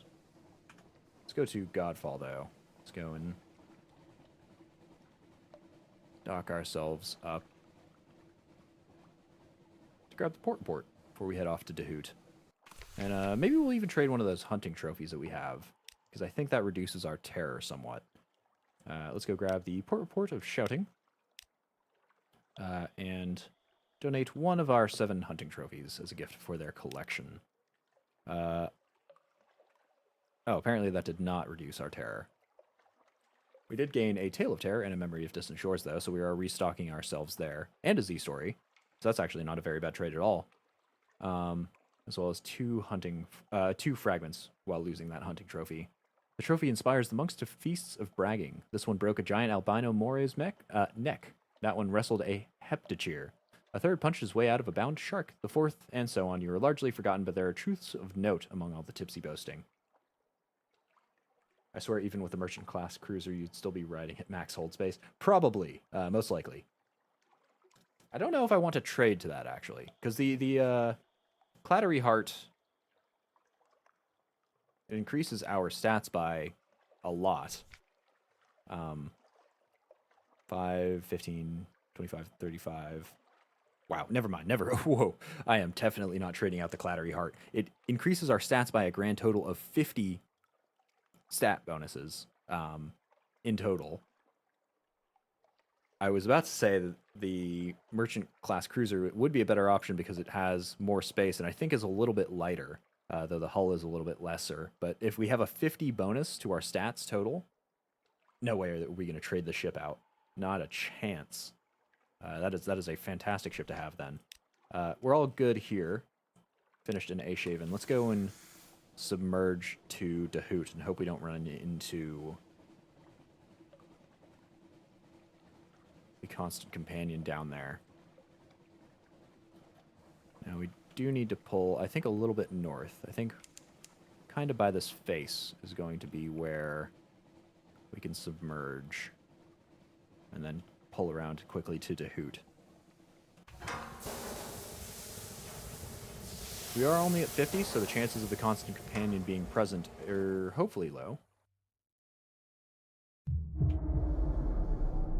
The screaming faces will, of course, as always, pick up the terrifying slack of the constant companion not being there. And, oh god, stop. Oh. Okay, I think we bumped into that a little bit. We'll go grab the port report from here. Oh no, right, we can actually bury the fair king's request of Sentilic to complete his quest. He asked you bury your gift of Sentilic to fulfill a rite they hold in Rack. That we shall do. Oh. Yeah, of course we're gonna bury it. I don't think keeping Sentilic, especially considering the ease at which we've accumulated Sentilic in the past. Yeah, definitely not going to take it and risk his ire. Find a patch in which to bury it. Who knows what it could grow into. Let's bury the Sentilic. The Fair King has made a request of you, and you will honor it. Here, where the colorful petals... my goodness. Here, where the colorful petals are scattered so nicely over the green grass. You dig a small hole and plant the Sentilic. Who knows what it could grow into. A gemmed flower, a tree with coral branches. A bird might hatch and sing a crystal crisp song. Lots of tongue-tied lines here. Time will tell. So something might actually grow there. Interesting. We'll go grab the port report.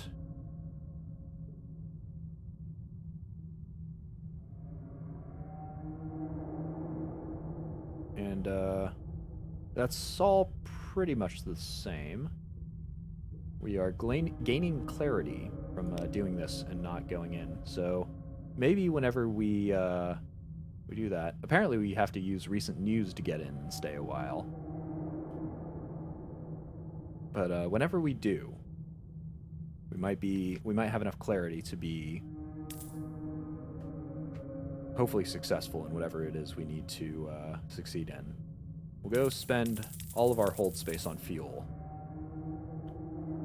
Because I think our supplies are sufficient to keep us around for a while. 16 fuel will get us a fair distance. We'll probably have to stock up elsewhere on the way down. So I think we'll head to the Melting Isles Maybe stopping off at the other shroom. I don't really think there's a reason for us to do so, though.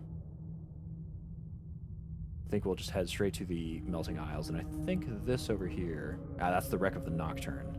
And last time we were there, one of our crew got bludgeoned to death for touching something, so I don't think we'll go there again. Maybe there's more in the wreck of the Nocturne to actually look at, but it was just that one room, and then I got immediately booted out of it the last time we were there. Plus, we've only got one Foxfire candle, so no reason to head to the wreck of the Nocturne. We'll go to the Melting Isles, then across to the King Eater's Castle. And I think we should be able to stock up on food in the Melting Isles? Food at least, maybe fuel. Fuel is the more pressing of the two. Maybe it doesn't have a market at all, actually. I have no idea. Worst comes to worst, we can always go over to Rosegate instead and stock up on fuel there at the expensive price of 20 echoes, the standard outside of Fallen London price.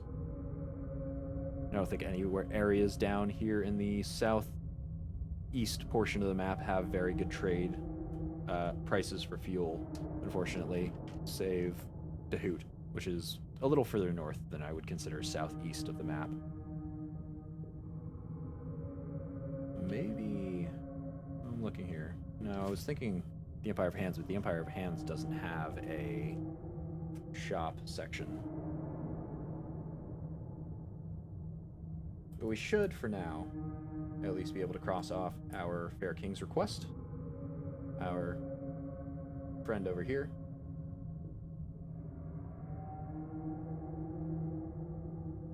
Wreck of the Nocturne. You basically won't get anything for exploring until you get a reason from it, for it from Savior's Rocks. Oh, okay. Exploring Savior's Rocks is a no for now, for a long time from now. 50-50 chance to lose a crew, but no matter what you do, you won't get anything. Oh, okay, never mind. That sucks then. Yeah, that totally useless.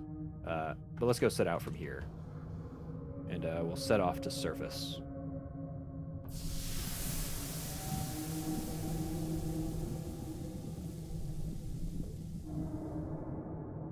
And set off down to the Swallowing Isles.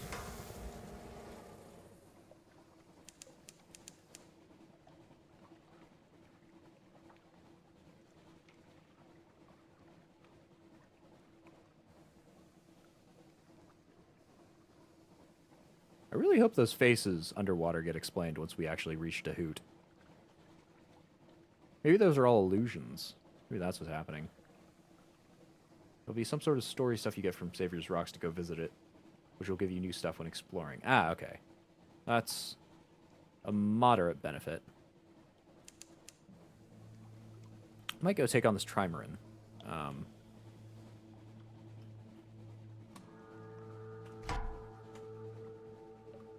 Yeah, I think I will.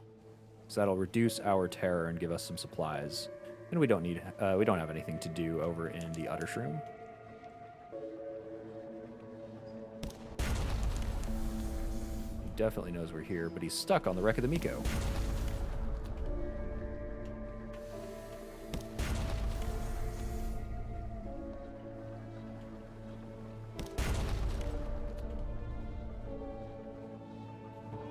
I hope the Khanate doesn't get mad at me for sinking one of their warships here.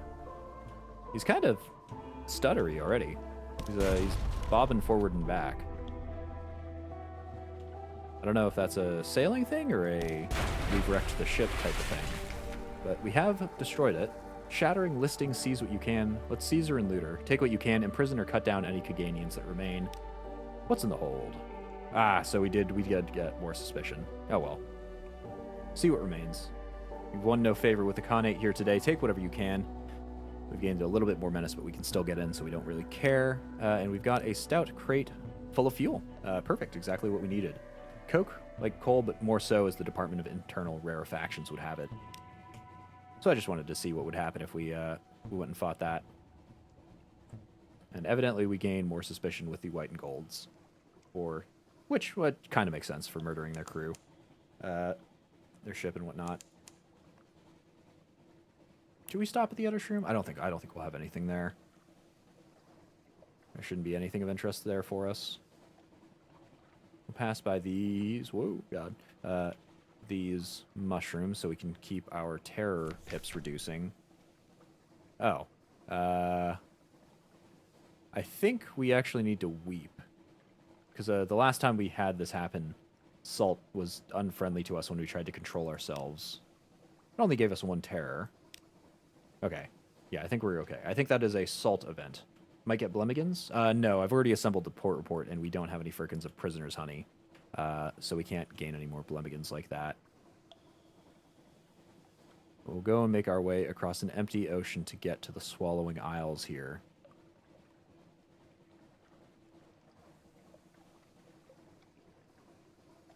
Yeah, real empty ocean here.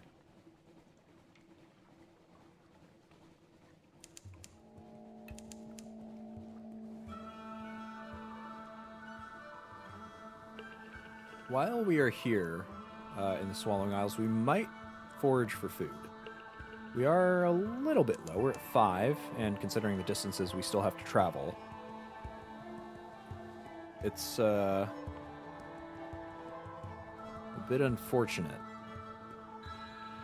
that there's nothing else nearby. Oh, pirate frigate? Nah, we'll just dock. They've got the jump on us. We've returned to the Mangrove College, so let's go compile the port report. Ah, conveniently, they've emptied our hunger and given us some free supply. Perfect. We will... Oh, we could gather into the... go into the Wisped Ways. Apparently, which would get us Solace Fruit. We really do not need Solace Fruit. There's not much use for it anymore. And apparently, we'll need many Foxfire Candles, which we only have 1 of. So let's go meet our contact and get some strategic information and some meter salt, which I might just throw overboard.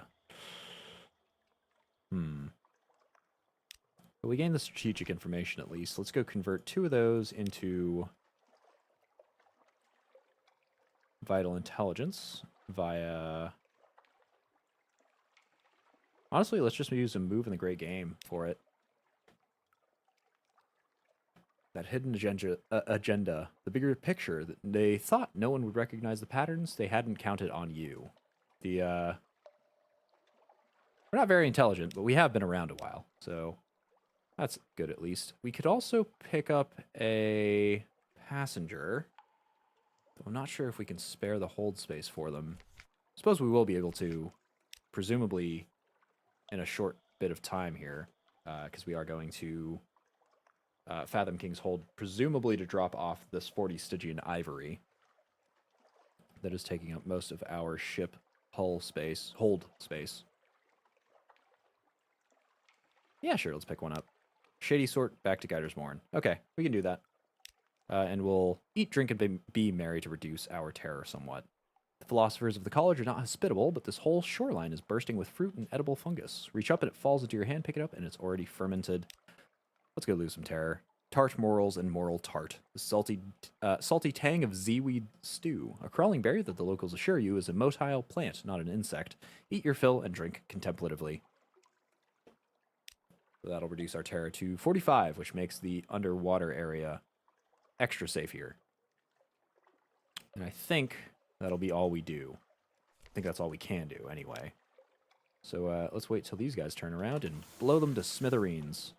Oh, no, not like that, though. Aha, they're stuck, too. Yeah, they're good and proper stuck.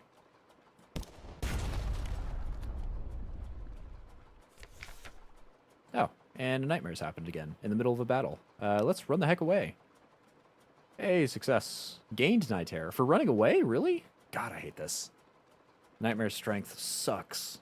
But we've lost a restful night, so we've only got 1 now. We'll go take on the pirate frigate to hopefully get some of this terror back. Yeah, we've gone and sunk them. We're becoming quite the menace on the seas. I hope we don't gain any negative effects for that. But we picked up 2 supplies and 1 fuel, and 2 more fuel. Perfect. That's actually a fantastic result. Fuel and supplies are exactly what we need right now. Because we are headed all the way over to King Eater's Castle. which is a long, long way from now. Long, long way from here. Here and now, I suppose.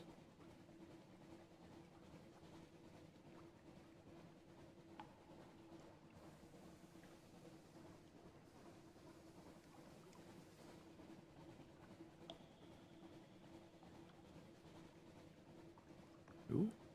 Is that a... I think that's a lighthouse. Something awaits us is back and also invisible. And we've still got quite a ways to get to King Eater's castle here, so...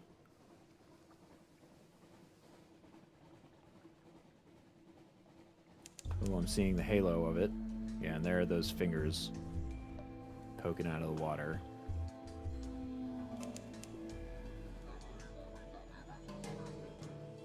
So let's see if those dreadnoughts, those shining dreadnoughts, are still around here from the Grand Geode. I think there were 2 present at this location at one point. There's one up to our north.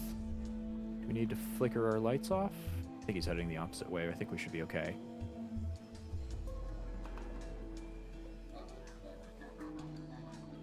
Ooh, maybe we do. Okay, no, he's far enough out of the way. And we are back. I wonder if we should check out the underwater portion of the King Eater's Castle and the Sea of Statues. I wonder if we'll gain any insights there. Well, we have made it all the way back to King Eater's Castle, which we took a while to get to the first time round. I think we sailed around basically the entirety of the map before we found it. But... Oh, we should... Cannon should be able to construct the fulgent impeller for the mechanic. Okay. So that must be the engine that he's talking about? Oh, but we're short a casket of sapphires. And an element of dawn? Are you kidding? Oh my god, that's so expensive. That's absurdly expensive. Well, now we've got 40 Stygian ivory we can't offload. Ah, man. Okay. Construct fulgent impeller. Under directions from the mechanic, your crew piece the slabs of black ivory together, as the ancients were said to assemble stone walls without mortar. Sometimes they must saw a piece in half or abrade its sides to make it fit, but the work proceeds with surprising speed. The impeller begins to take shape, a squat, heavy-shouldered shape like a scarecrow built to resemble an engine. I don't think this is engineering anymore, the mechanic confides. Possibly it's witchcraft, but I don't really mind. He rubs his hands. So let's cross off his current quest and put the changed requirements in here. So we know that it needs the objective, which we do have. It also needs a casket of sapphires.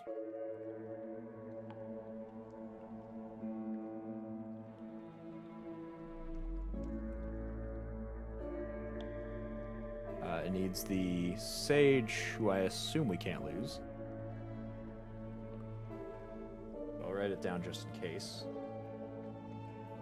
Maybe there are multiple sages. Needs secret, which we already have, and that's not something we can lose. 40 Stygian ivory.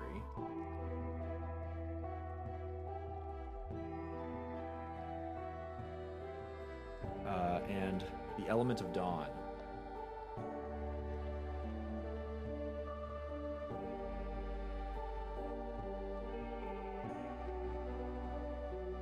Which we can only get from the Grand Geode.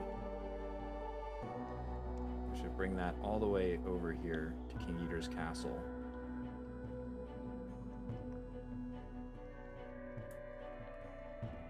The element of dawn is super expensive, so we got to find a place to offload the Stygian ivory so we can actually stock up for the element of dawn. Oh man. I look over the Grand Geode. I don't think I've even written it down because it's not a price trade. Yeah, definitely not. And the Grand Geode doesn't have a shop. Let's see where we can offload the Stygian ivory. We bought it for 26, I want to say. Fallen London does at least buy it, and it buys it at a profit. It buys it for 28. We do anything else with it? Anything more expensive?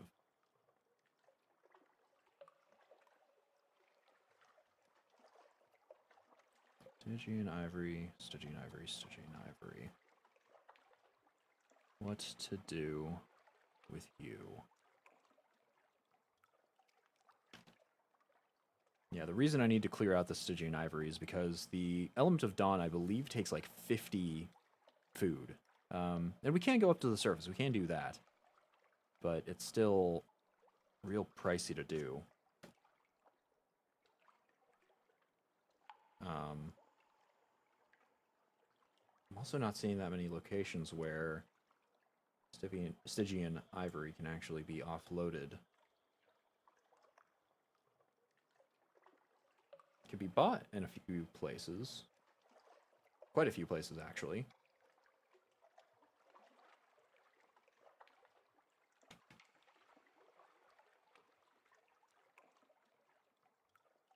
Looks like if we if we want to get lucky and go to the Iron Republic House of Harms, it's apparently traded 1 Stygian ivory for 6 lamentable relics. So with 40, we could make an absolute ridiculous amount of profit and trade all those lamentable relics to the I want to say that's the Alarming Scholar, which would that would make us so much cash. And lamentable relics, as far as I understand, don't actually take up any hold space too, so we could carry around as many of those as we really wanted to. Yeah, lamentable relics just sitting here. That's a real shame that it didn't let me know that it would need this other stuff. You didn't tell me about this at all. But oh, I suppose we should grab the port report here. Everything is horrible. Title of my essay, of my autobiography here. Let me scan the last few pages in our undersea economy.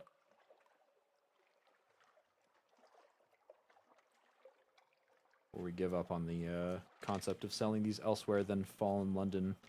We have to cart them over to Fallen London. That's a bit unfortunate. Maybe we get lucky at the Iron Republic. Maybe the market there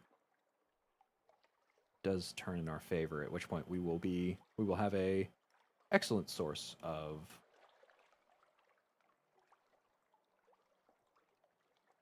profit. Apparently Polythreme also buys them, also at a better profit than we would have gotten in Fallen London. They get them for 30 Echo, whereas Fallen London is 28, and we bought ours for 26. We could go there.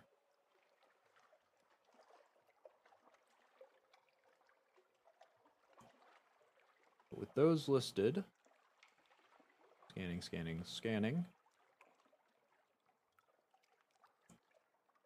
we have run out of options. So those are our only options for that. I really hope we get lucky with the Iron Republic on our way back. And we will go there on our way back. But first we will stop at Varkas Adams Way. Maybe the Isle of Cats? Now that we have this cargo space limitation, I don't think I want to stop at the Isle of Cats anymore. Yeah, we'll just leave that for later. The Isle of Cats is on the way to King Eater's Castle too, so if we do need that, if we do end up heading from Fallen London to King Eater's Castle to finish off this quest at any point, then we should be able to stop there anyway. There or back, I suppose. Let's head out to Varkas. With our very limited fuel and food supplies.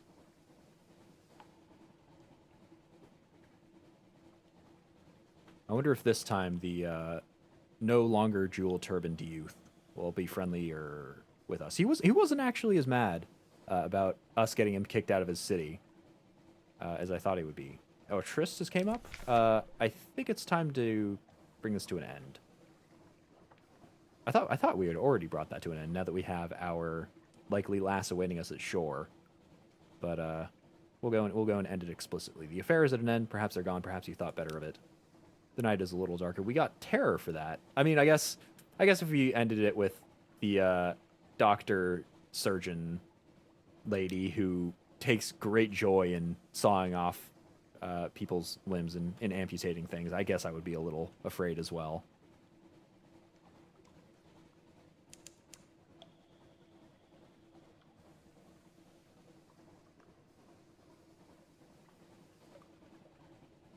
But we are running through the low single digits in food, and we are also not doing so great on fuel. I really hope that there is a shop available, or we may be running into problems. Those are also... Huh? What are those? Oh, great. We've got to cry and gain some terror again. Huh? Are those Z-bats? What are they? Milliner bats. Okay, those are new. They are also quite powerful. 460 is not a low amount of health. It's not something to sniff at.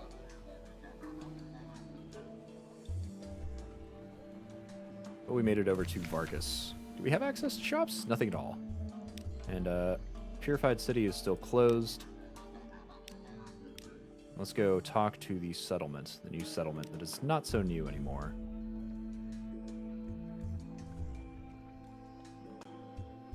And it looks like the formerly jewel-turbaned youth still doesn't quite want to set out to sea yet. I wonder when or if he ever will.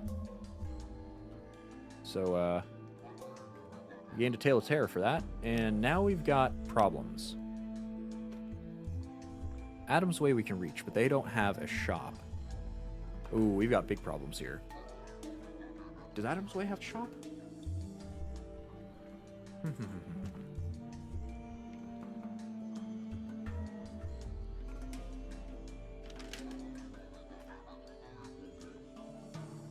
Oh, they do have a shop.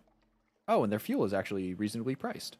Okay, so let's make our way over to Adam's Way. We'll restock there on fuel. Assuming we make it there, we're getting a little low, a little worryingly low. We'll have to sail through this storm. Or not? Ah, there is a dust storm. I think it is over to our east, or our west as well. So I'm actually going to flick the lights off and just hug the coast here to save as much on fuel as we can. Especially since I think we're about to be slowed from this dust storm. Unless it heads away from us and doesn't bother us at all. I'll take it. I will absolutely take that boon.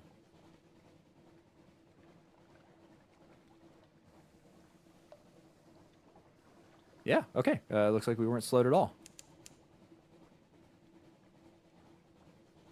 Oh, there it is, though, over to our west. So I think we will be getting slowed here. Oh, and our food supply is not doing so great. So this may actually cause us to starve quite a bit. And a trimaran up here. Is that a dreadnought? That's a dreadnought. Okay, lovely. Well, this is bad. Oh, don't turn towards me. Okay. Woo, we're good. Hopefully he keeps sailing that way. Don't you dare U-turn. I can go no faster than this.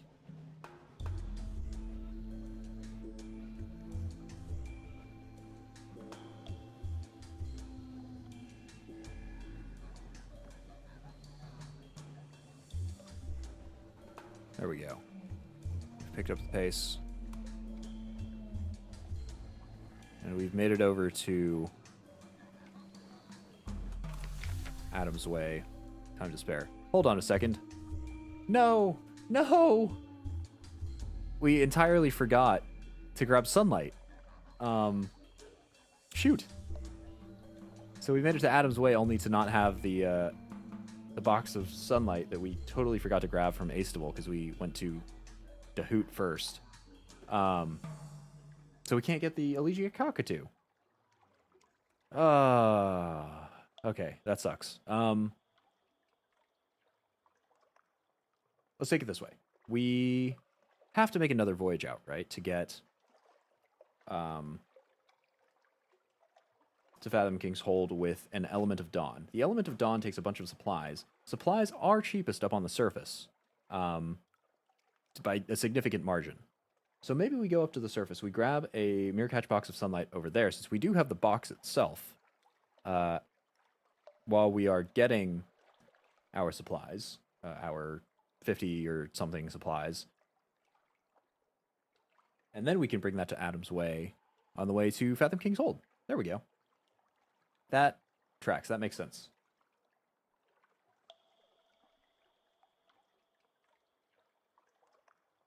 So I guess in Adam's Way we just do whatever the heck we want. Yeah, we don't have much specific to do. Let's go bulk up on fuel. We will want at least enough to make it to Port Carnelian, and that's a ways away. And we can fill up more there if we need. Same with the Iron Republic. We'll actually stop off at the Grand Geos just so we can see our prices for the Element of Dawn, what we actually need for that. And food is also a little expensive. We'll only get enough to make it to Port Carnelian as well. Apparently we'll be getting 3. Okay. But let's go and trade some recent news here to get into the city.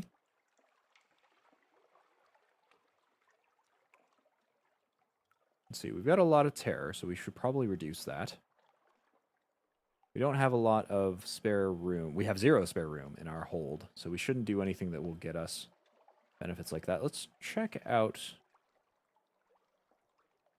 the exhibition here, I think.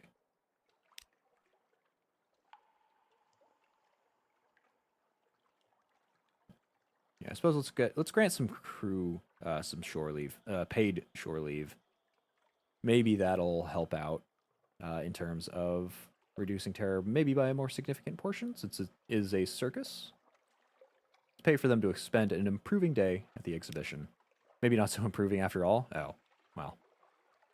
Some see the sights, some experiment with the hot, honeyed wine of the Eldered Continent. Still others pay furtive visits to a shadowed tent whose sign promises the perfumed, Pantheran dances of the exotic South, performed to authentic and rousing music twice hourly.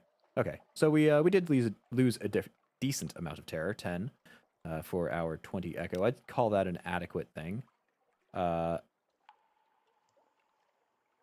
We could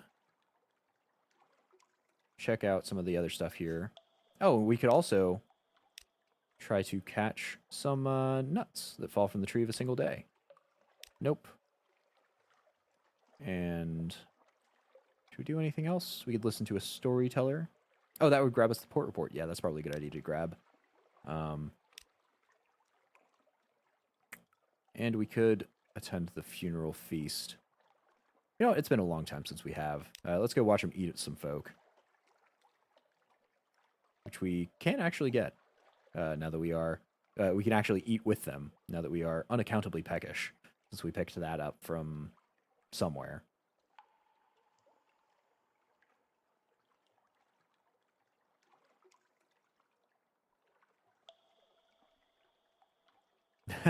Let's I think we'll gawk. I think we'll gawk as well, which is actually I've never seen the buttons do anything other than go. I swear. Ha. But let's merely observe. The locals hurry by, unwilling to watch. It's the foreigners who linger and gawk. So we shall do that. A plummy anthropologist cranes her neck for a better view. This isn't normal here, you know, she tells you, noticing your interest. The other nations of the Presbyteriate think they're crackers. Still, I bet the Prester finds them useful. The threat of imminent cannibalism must facilitate no end of diplomatic negotiations. The salt cellar passes along the table, napkins dab at mouth corners. The anthropologist is warming to her subject. I hear the practice began with one of their forebear who zailed into the far north. I may have to take a trip that way, see what it's like for myself. So we've gained a little bit of terror, a tale of terror and a memory of distant shores, and now we have to go out and home. So, nothing else to pick up. Hopefully our 3 supply will tide us over until we get to Port Carnelian, which is a ways away. We will probably skip over Igol. Yes. Yes, I think we will skip over Igol. And just try to hug the coast down to Port Carnelian.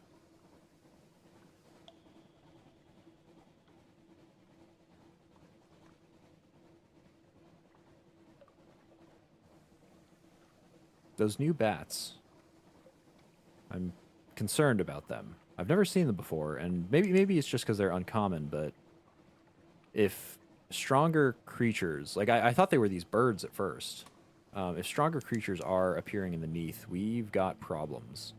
I mean, we have a stronger ship, yes, but I would like to not encounter, oh goodness, encounter nastier beasties because of it.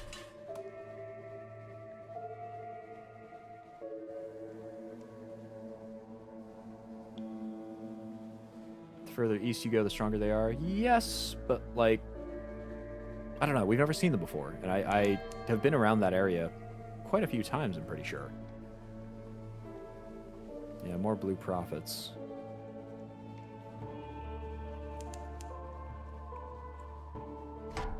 They are the type of Z-beasts that I do not want to fight, because they travel fast, they travel great distances, and they have a ton of health, and presumably they hit like a truck, just judging by their health pool.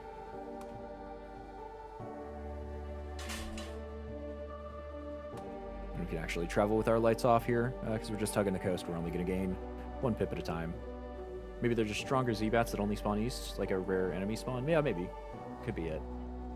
I wonder if I should have taken them on. They had a lot of health, though.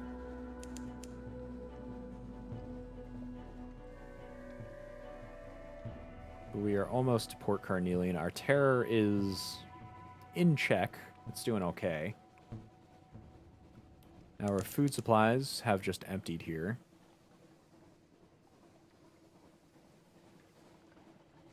We should be able to dock here. And I think I will actually end up deciding Port Carnelian's final fate. We dodged that question the last time we were here. But we were welcomed to Fallen London a hero. And, well, we already swayed it that way, so... swayed it towards the Admiralty. I think we might actually do that. First, of course, we will grab a report. Port report. Let's see what the Tigers have to say after the new ties between Port Carnelian and the Empire? Question mark of Fallen London. Yeah, no new details. So let's grab some vital intelligence and apparently a Z story and decide Port Carnelian's fate. Your network reaches into every office, every parlor. And with 5 vital intelligence, I think we're probably good to secure British sovereignty in the colony. We have an opportunity to guide the fate of London's far-flung colony, drive out the Khan's agents, and arrange to secure the colony's British allegiance. A hidden beast. You strike at midnight. A dozen spies, attachés, and merchants who have sold their loyalties to the Khan meet quiet but definite ends. Over the next week, the Khanate ships that prowled the coast disappear. There's some speculation about this in the letters page of the Carnelian Clarion. No one guesses the truth. Beneath the waves in the gulping Pelican depths... Pelican? Ah. I can't recall. That is one of the colors. I can't recall what we actually used to complete that one. Interesting. Slides the Irrepressible, the Admiralty's... Oh, that's the Admiralty's ship. Didn't we encounter the Irrepressible up by the Chelinet? Or was that a different submarine? Oh, I don't know. Anyway, but Beneath the waves in the gulping Pelagan depths slides the Irrepressible, the Admiralty's vehemently denied experimental submarine. Let the Khan keep sending his ships. They never see what kills them. And London's supremacy is now glorious. Oh, we got a mountain sherd for that. Cool. I don't actually know what to do with that, but we have it now at the very least. And apparently the only place we can now get port reports is from, which makes sense, is from the governor. And he's actually pleased to see you, and his cook makes admirable scones. So that's really nice. And our intelligence is now locked, though that might just be because we don't have a something awaits us here. So, supplies, we should buy up. I think we've got enough fuel to make it back. Let's buy that until max.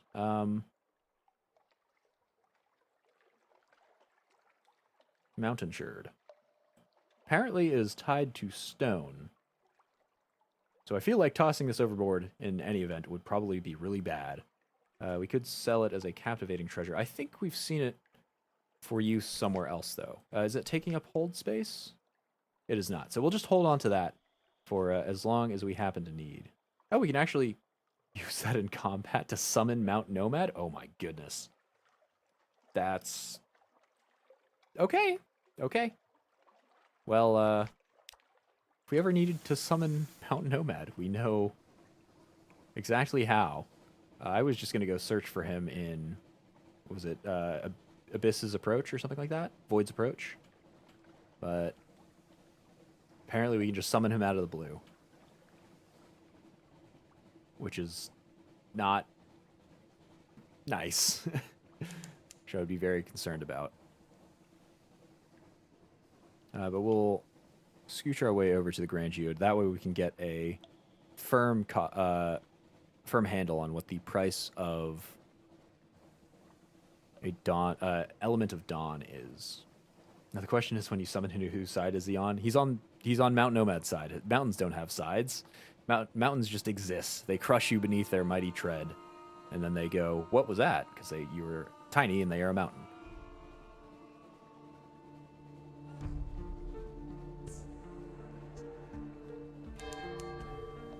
We've made it here. Zelos town to the Grand Geode. I've come here to barter. Or no, I've come here to... What's the line? What's the line from Doctor Strange? Pretty sure it's that. I've come here to barter. Yes, so Elements of Dawn. We have to have a sunstroke. Oh no, we've unlocked it with the sunstroke. We need to trade Vital Intelligence and 50 supply. That's not as bad as I thought it would be, actually. I've come to bargain. So I did get that correct. That's not nearly as bad as I thought for the Element of Dawn. We can go write that down. So, at the Grand Geode.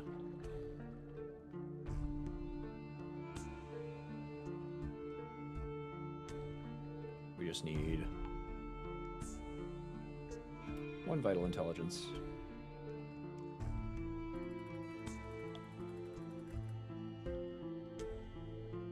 And 50 supplies.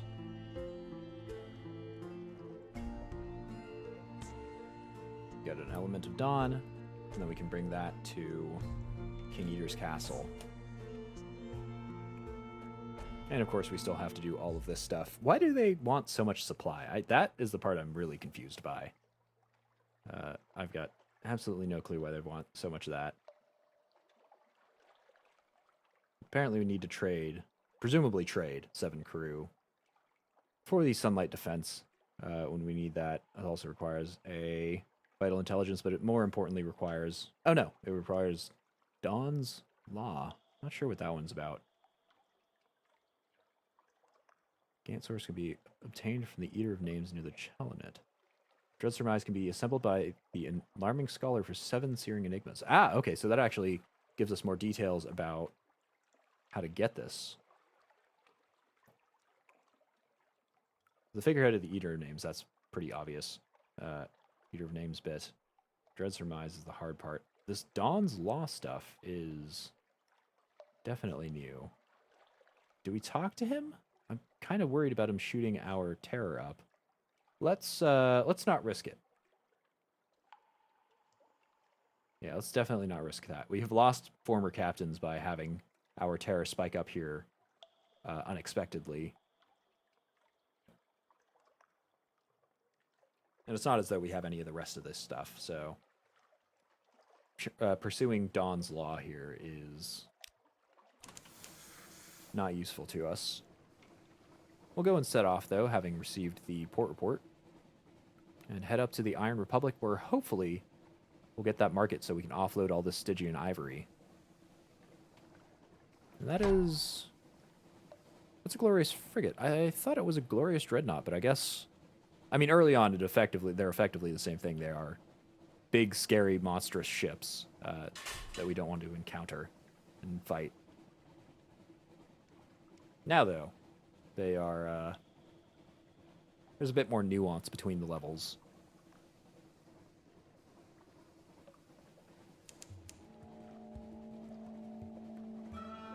We are slowly making our way over to the Iron Republic. Are we over 70 terror? Not quite. We're at 65. I might just turn my lights off here. I might, because once we get to 70 terror, we can actually exchange them all for fragments. And what the heck, I'll go wide, too. To skirt around this light. We just need to wait a little bit more for our terror to increase. And we can dock in the Iron Republic. Oh, hold up. If we do that, we actually don't get access to the markets at all. I think that requires us something awaits us, so that was a bit foolish.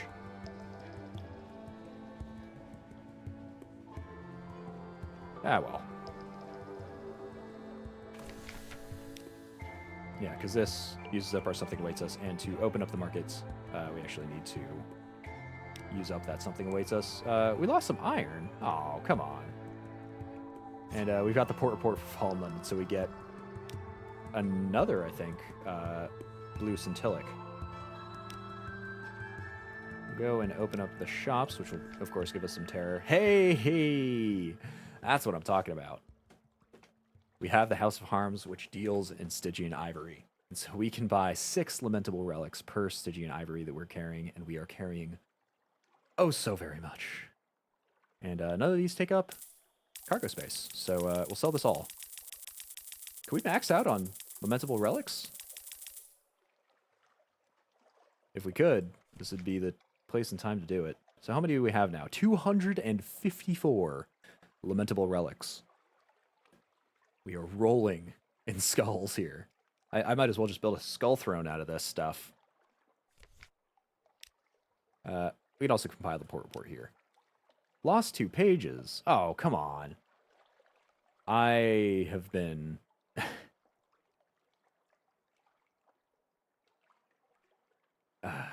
well, we lost 3 stats from this, but we also made 200 and something lamentable relics.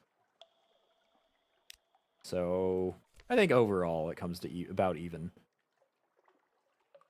I don't think we'll spend any of them at the moment. We want to make money out of them.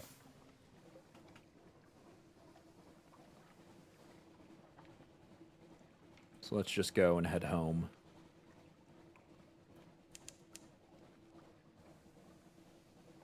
Thank goodness those lamentable relics don't take up space, though. It's really, really nice that they do not. Oh, I've also noticed our food. We forgot to purchase food. Or maybe we did purchase food, we just didn't purchase enough in Port Carnelian, so we're actually riding a little low here.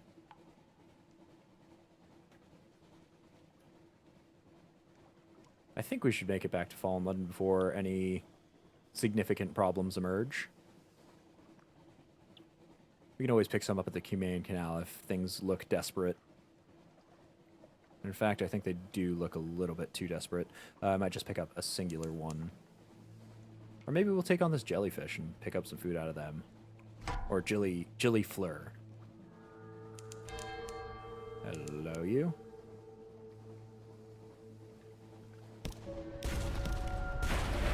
Just because I don't want to wait, I will go and use up our blue scintillic. It's not like it goes away.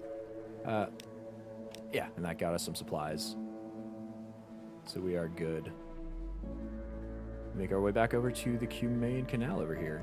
We'll grab the port report and turn that in for fuel. That fuel will turn into our way up once we convert it from the port report. That'll be where we make our supply purchases up on the surface there.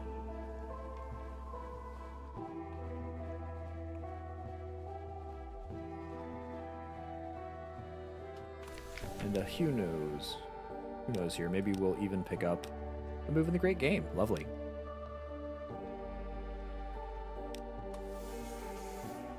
But we should keep an eye on our Menace of Yearning Burning. We are at 22 now, but at one point we were a little higher up than I was hoping to be. So I guess we are reducing it somewhere. Maybe from doing some rests. You're only ever in the 30s? Okay. Oh, wow. If we were in the 30s and we only made it back down to 22 for the significant amount of time that it's been since we've been to the surface, that's a bit of a problem. Let's go pick it off for supplies. Oh, that'll just reduce hunger. That's fine, too.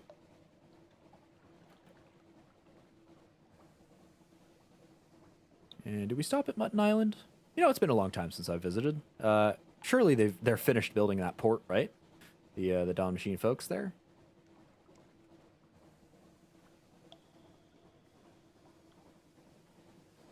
Let's go check out Quaker's Haven and Mutton Island. See how the cannibalistic folks are doing under the new, and improved reign, I suppose, of the Dawn Machine fellows.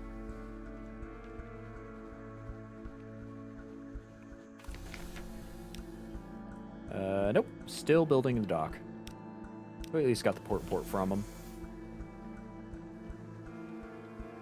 What cannibalistic folks? So in one of our previous playthroughs, we were actually, when we didn't give the Sphinx Stone to the Dawn Machine fellows, Mutton Island actually succumbed to, well, I say succumbed. Mutton Island citizens chose to, at one point we found them in the,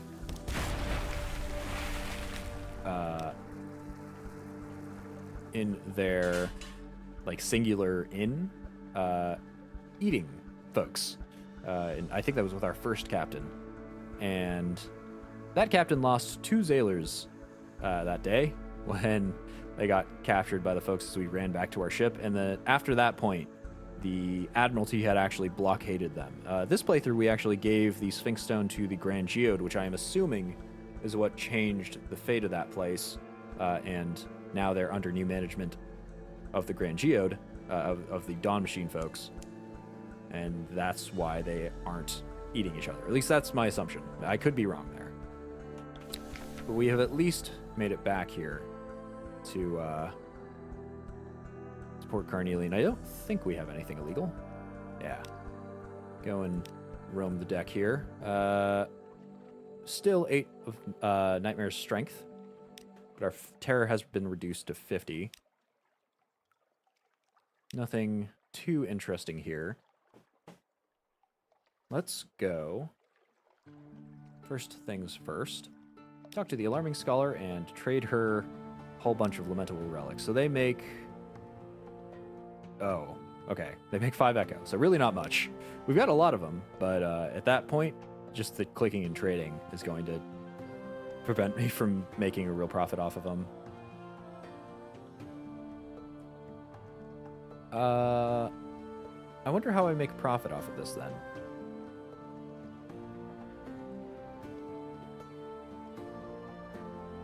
We do have, we've got a lot of intriguing snippets, and those make decent money. And I'm pretty sure that the Alarming Scholar is one of the only people who actually uses intriguing snippets. Intriguing snippet. Wow, we've got a lot to trade to her now. Him. It? We? They? I don't know. Maybe they're a devil. That might be why they're... Either that or they're just non-distinct. Though they are very odd. Very specifically, pointedly odd.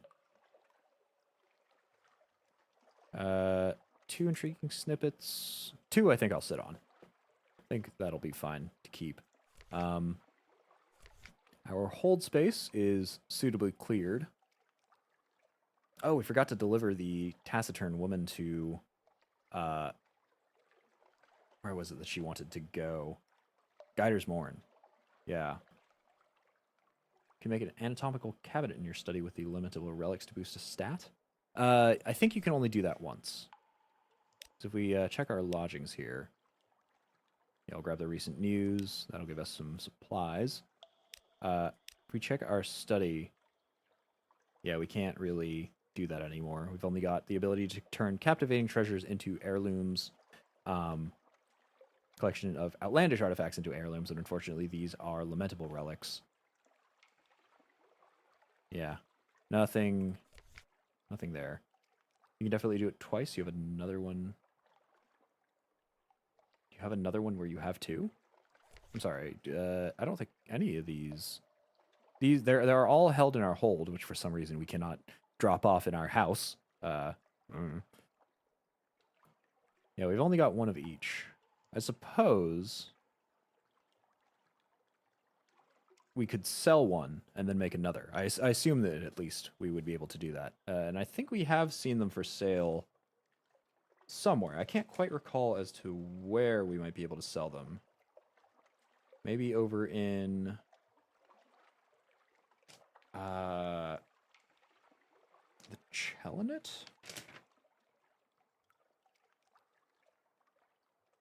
Because I have definitely seen sale options for a lot of the study-built things. The Chelanet... No, they do the Whispering Trophy Case, which I believe is... What is this actually from? I have no idea. I think that's Strange Catches. But we can definitely sell that somewhere.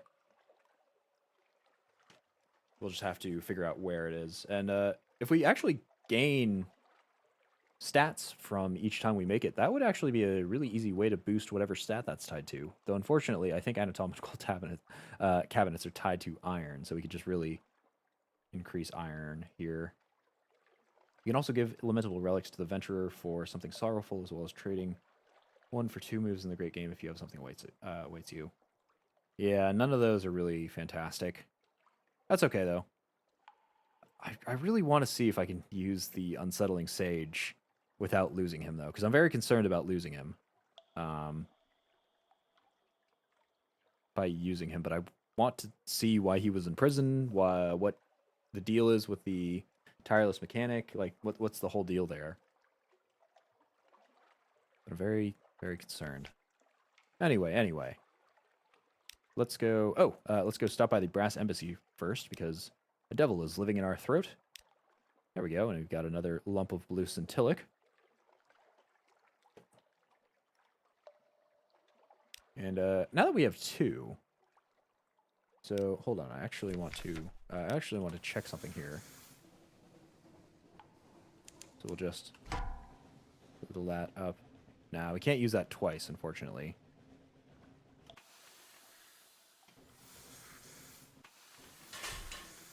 I was hoping that we'd be able to use that twice in a row if we had 2 blue scintillic, but it doesn't look like that's the case. In that case, we will sell that one, the second one, to the Alarming Scholar here.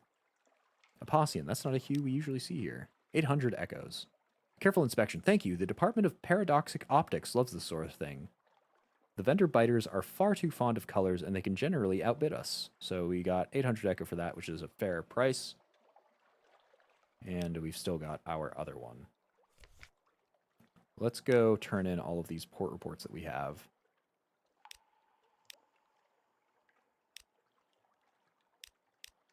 And we no longer have any new locations.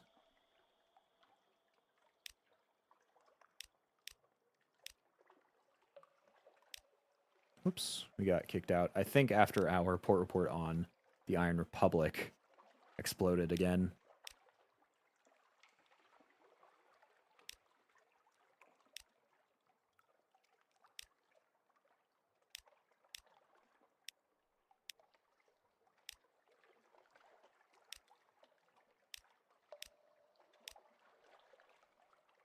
Lots of reports. Nothing new, though, to add.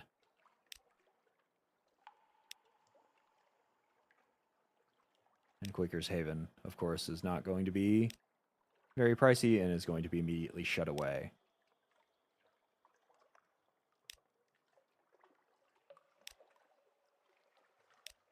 And that's all our port reports. How many did we make off with? Well, I suppose we can see. After we ask him where our next bit in particular he needs. Codex. Okay. So eventually we'll need to go to Codex to discern what it is, what important information that they have for us. Unsettling Sage is a usable passenger cargo item, unlike most cargo, he cannot be thrown overboard, you monster. Okay, so that sounds like he'll stay on with us then, if we use him. So I want to go talk to him then. We finished here with the Admiral. The Diplomat will probably buy our moves in the Great Game for a fair price. We'll keep 2 on us. And some vital intelligence.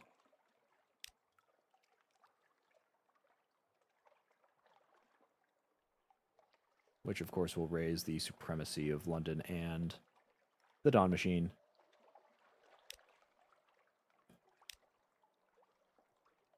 Who are now triumphant. Okay.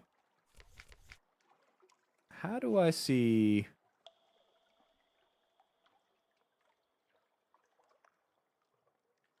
the levels of this? London is glorious. The Dawn Machine is triumphant. How do I know how high triumphant is compared to everything else? I mean, I guess it's high, but... Okay.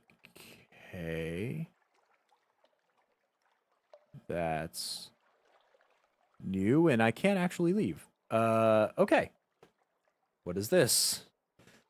The new sequence. Welcome back. Nothing has changed. There's been a little progress, of course. Progress is progress possible without change.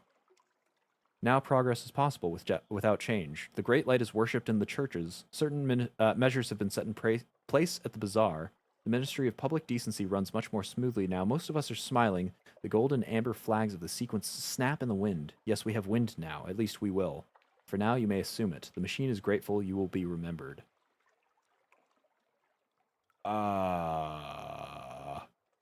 Okay. So apparently, Triumphant is probably the max level, as the Dawn Machine has now been implemented as an official religion. We've lost 20 terror. We've gained a Searing Enigma. We have something called the Horizon Codex, and we've gained 5 mirrors for that. I'm gonna... Admiral? Admiral? Where's the Admiral? Okay, no change here. Well, now, the Admiral is a man of principle, very straightforward, very traditional in his views. I think it's rather courteous of him to expect the Navy to operate without outside assistance, and he has excellent taste in both chamber music and wine. I hope that makes my feelings clear. We don't have access to the Admiral anymore. This is a major problem. London was also at max level with Glorious. Yeah, that's why I thought, aren't they tied together? What did they do to the Admiral? Oh, no, I made a terrible mistake. We can't do port reports anymore. We can't... Oh, I didn't realize that this would get rid of the Admiral.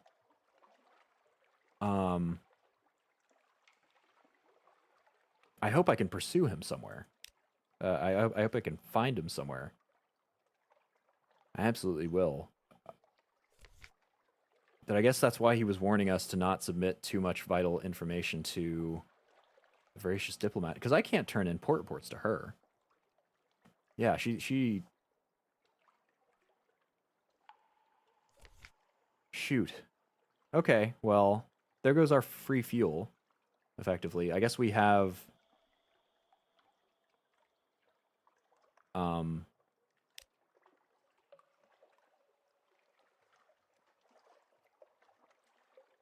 I guess we have rack now to get cheap fuel, but that's not the same thing as free.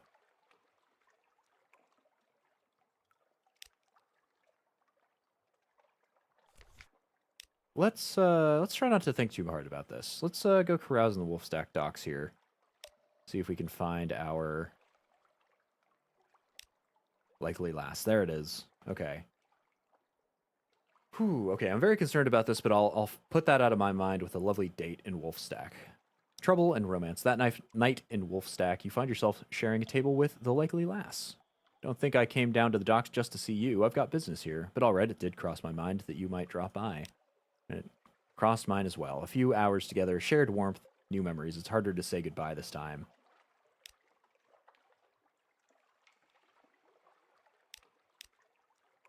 Well, shoot.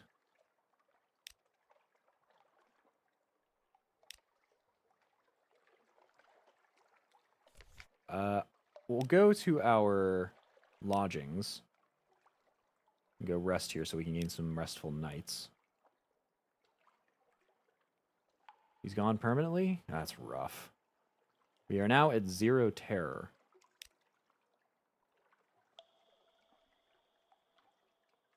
Yeah, this becomes much more difficult without port reports to feed us fuel. We've got 27 fuel now, which should be enough to get up to the surface.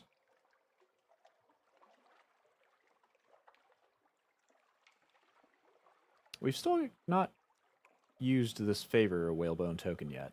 I'm really not sure what's up with that. Maybe just finish up this captain story fast and go to another one. I think we'll be able to make profits here at the very least. We will be able to keep ourselves flooded in echo, hopefully for a while. Oh, right, we still got to deliver our Gantt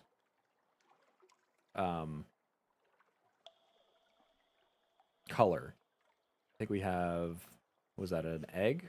A star shell. There we go. And that'll fulfill Gantt. That is not taking up hold space, though, so we need to head up to the surface. We need to grab 50.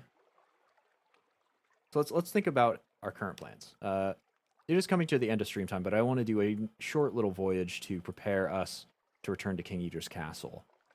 Now that the Admiral is gone, we're going to have to start worrying about fuel a whole lot more than previously. We have to go up to Venderbite. We have to go up the Cumane Canal, which we need 22 fuel for, 25-ish total. So we can go up to the surface, stock up on food, and bring that food down to the Grand Geode where we can purchase an Element of Dawn. You know what? Actually, hold on. Let's check the shops out here. Has an Element of Dawn been moved here? We can sell that Mutre Salt. Don't think we need it for anything. Along with that Spider Silk. Apparently I increased Dawn Machine's supremacy to 7, which triggered that event. Ooh, that's rough. Yeah, I hadn't even realized, because it doesn't show you what level out of what total is X supremacy and X other stuff. Ah, man. Okay. Yeah, we can't really do much there. We do have to have a few supplies. We're at 0 now. We have to have at least 2 going up to the surface. And a bit for travel.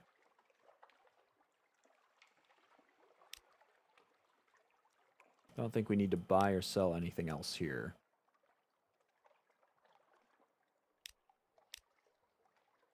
No changes anywhere else. I'm kind of surprised that there is actually no changes here.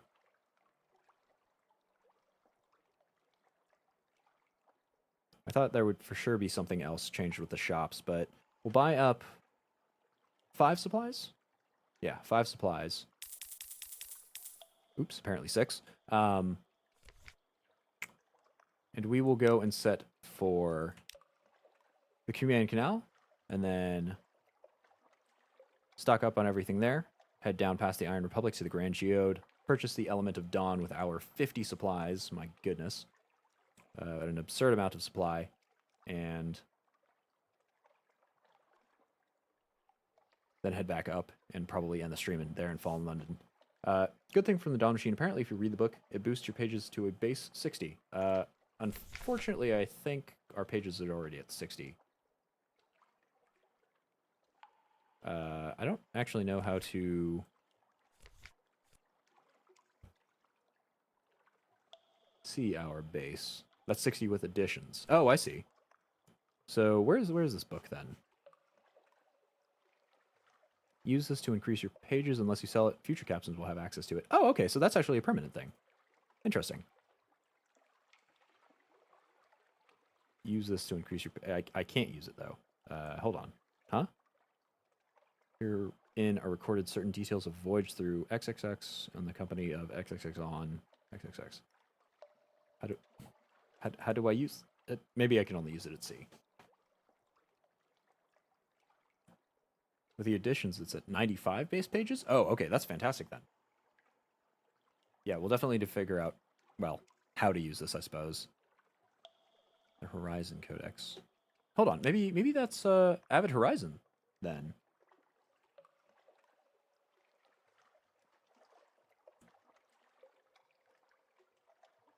The Horizon Codex, yeah. Super interesting. Okay, but let's go do our quick run up to the surface, and then we will get a bunch of supplies, our mirror catch box filled up with sunlight, and dock ourselves in Fallen London. I wonder if the Dawn Machine people are more or less critical of...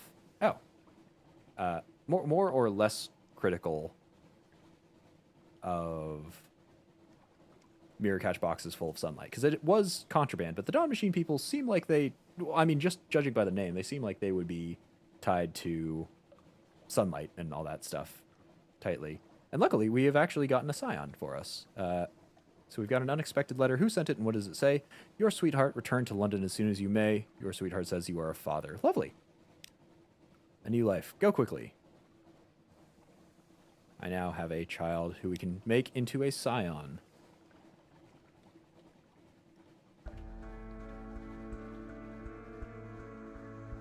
Yeah, our new terror is at a flat 0, so heading up to the surface is a bit of a waste there in that respect, but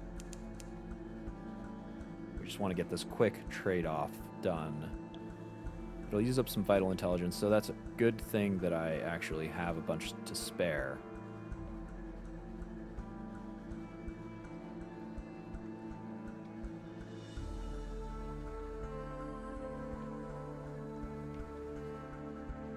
Just set off straight for the Cumane Canal. I guess port reports just aren't a thing anymore, or if I collect them, they can't be used. I really wished that I could find the Admiral at sea somewhere.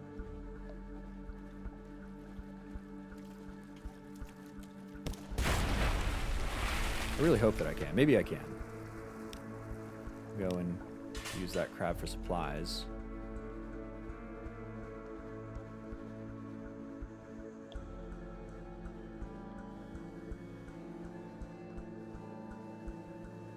And, oh, yes, let's check out that book.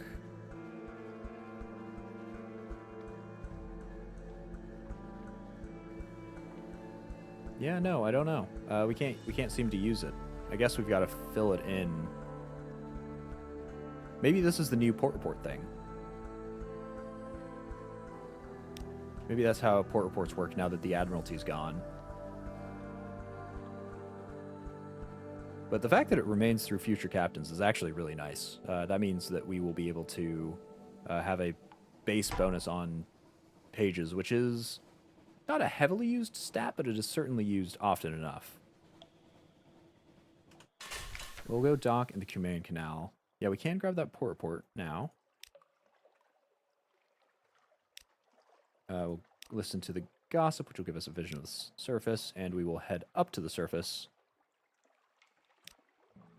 All the stuff here. Oh, hold on a minute. Stone pigs. Certainly some of the tunnels look blasted or tunneled, others look dissolved. Stone pigs. So stone pigs, that was the tireless mechanics thing. That's what he stole from the dream snake. So how does that... Oh, that's super interesting. That is lovely world building. What a connection. So apparently stone pigs somehow dissolve something? It's a weapon of some sort? I thought we were getting an engine out of this. He's been talking about an engine the whole time. Maybe he's converting the technology. But we lost the terror, obviously. We've got 10 fuel disappeared and a supply gone as well. And we are up on the surface. So we can fill the mirror catch box, which was done without issue. And head over to Naples. Or we will lose one crew on the way. Oh, I totally forgot that the crew is actually going to be an issue. We gained 3 free supplies and 2 fuel, along with an intriguing snippet for our recent news. And it's time to buy a ton of supplies, I think. I don't think there's any real reason for us to return to Vienna. Right? Well, let's go check it out.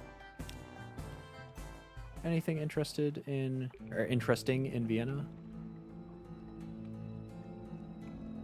The Firstel's Carcass Cafe. Firstel is a fire-ravaged wreck. Hand-lettered signs hangs from the blackened, twisting frame of the entrance door. Yeah, same thing.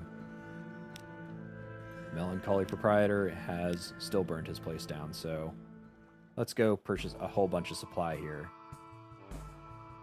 Until we are at, like, 55-ish? Until we are at quite a bit. I think we should be able to hold that much. I hope.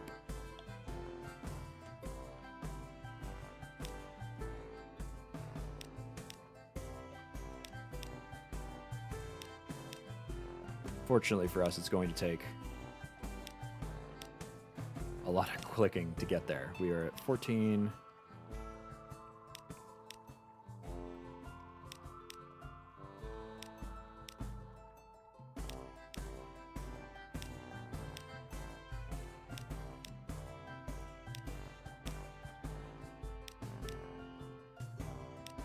And I think somebody previously said that we can't actually overload on any objects up here. So we'll have to determine what to do if we get back down below the surface.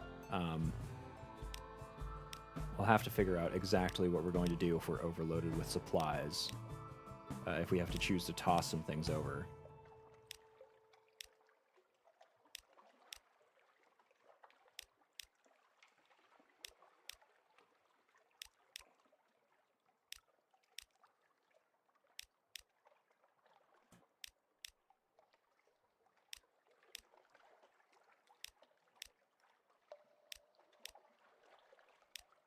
But a few minutes of repetitive clicking later, we are at least at 50 supplies now.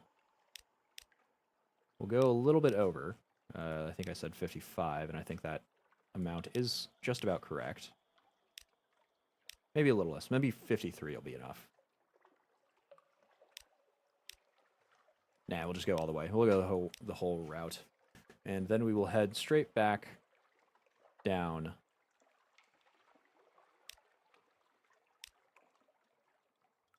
to the Neath. Wow, we only lost one person. Yeah, we lost a little bit of supplies there as well. So, amazingly, we made it back down with room to spare in the hold. So let's go north first. Let's go back to Fallen London. Right? No, we can go down to the Iron Republic to get fuel for cheap. There's no reason to go to Iron London if we're doing fuel needs anymore, unless if we can go to Mount Palmerston or Rack or the Iron Republic, anywhere like that. There's no reason to return to Fallen London now that the Admiral's gone and we can't actually submit our port reports. That's a wee bit unfortunate. I guess that's finally turned off the training wheels for us.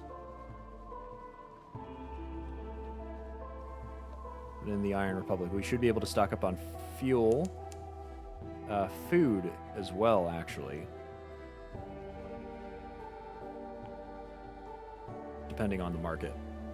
If we get lucky, then we'll be able to stock up on food, and if not, they'll, well,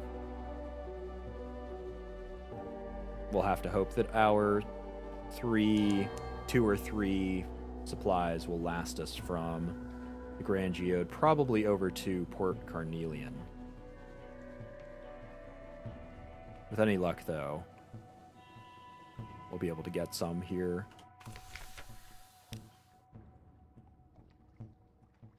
Port report.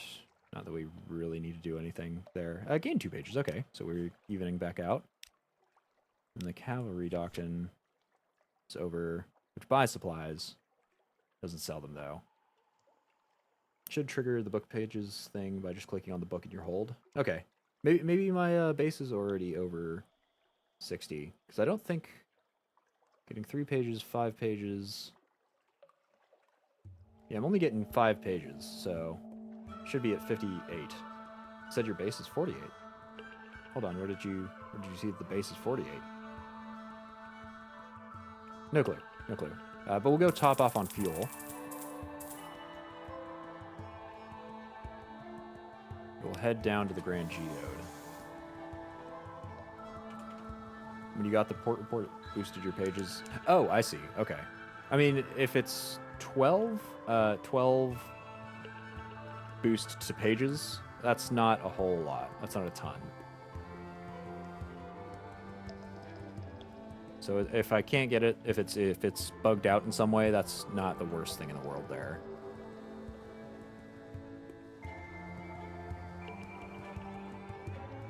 We are headed down the Grand Geode.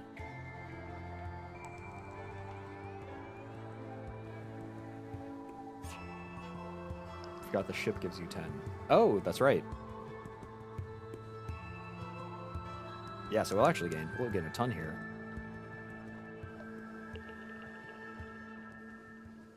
And of course, that ship... Oh no, he's going to turn away from us. Cool.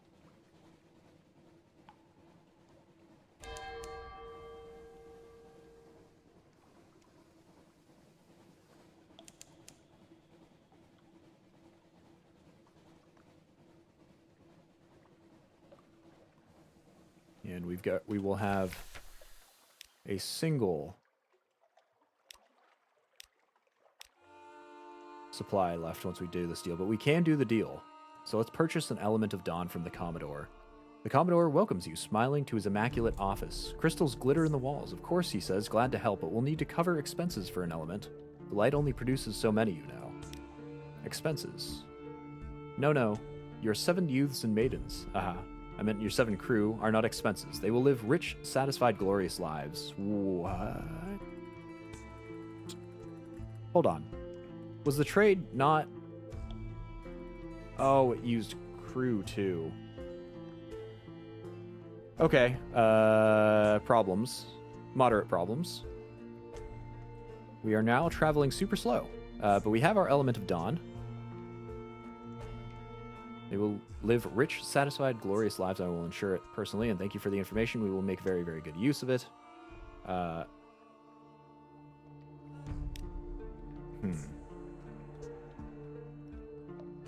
Go back up to London. I'm worried about food stores. Suppose we'll eat fewer with the fewer people. Let's try to make it back at half speed. We'll go and fill up our buy food and then go to London. None of the locations on the way to London are food sources. There are no shops in the Grand Geode. And the Iron Republic only has a very small chance of having that change to be someplace that buys supplies or sells supplies instead of buying them.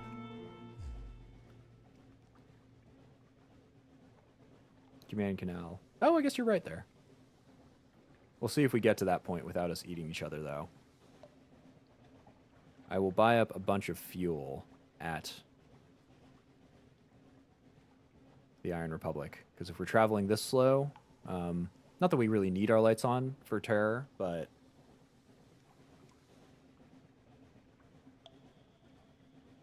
make sure to fight small beasts. I will attempt to endeavor to.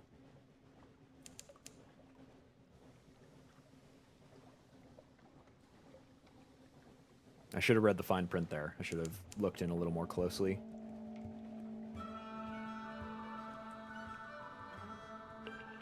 I think we'll be alright-ish. Perhaps. There goes the last of our food.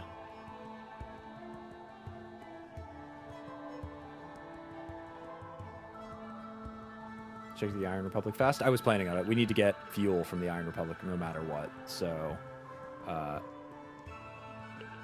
we will be docking there.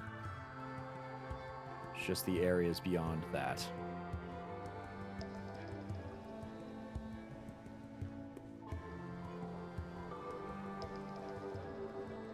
The Grand Geode kind of sucks. The Dawn Machine folks, they're a real pain in the rear. Taking our people, not making it explicit in the trade deal, or maybe they did and I just didn't read the fine print. You're not nice folks.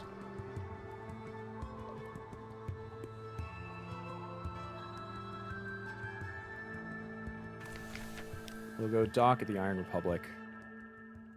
And,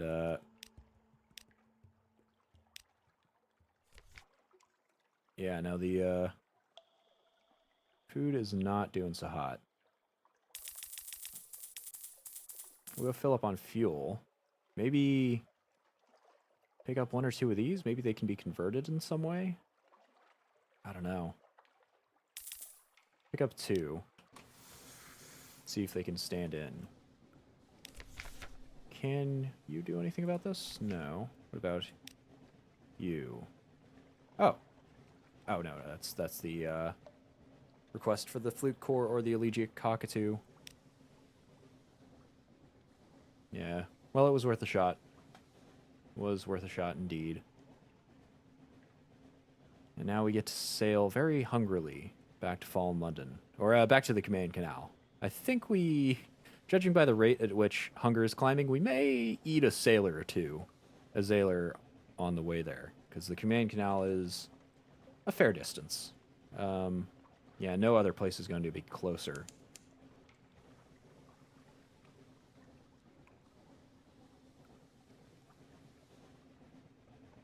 So, does this give us any options here?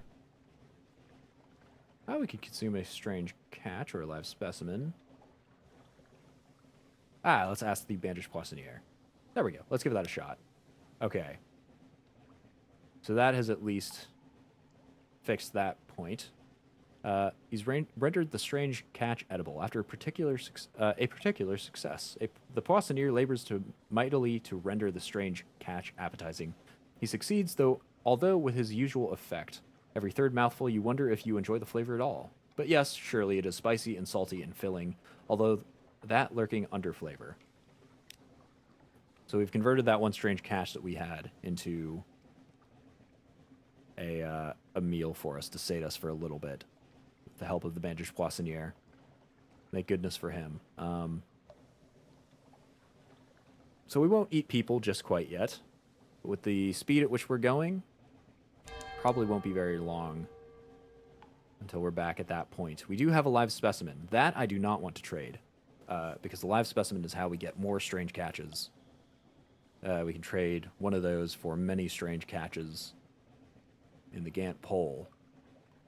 Now, we could get just randomly more strange catches by happening upon various Z-beasties and shooting them up, but that's a random chance at best.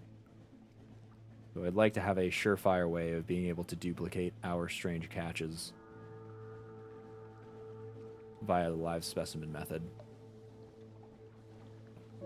How far are we from the Command Canal? We're about halfway there. And our food is not doing so hot.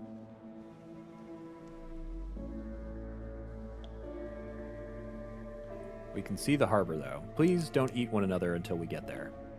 Kindly.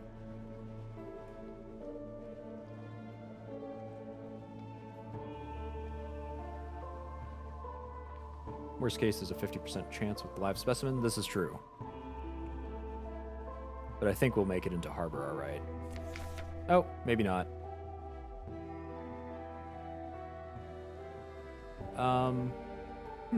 growling stomachs. There are fewer rats around the ship lately. Perhaps it's because your hold is empty of supplies. Perhaps it's because your crew is turning to alternate sources of nutrition. So we can forbid it. Or we can turn a blind eye. And we're in the dock, basically, though. I actually have no idea which is the better choice here.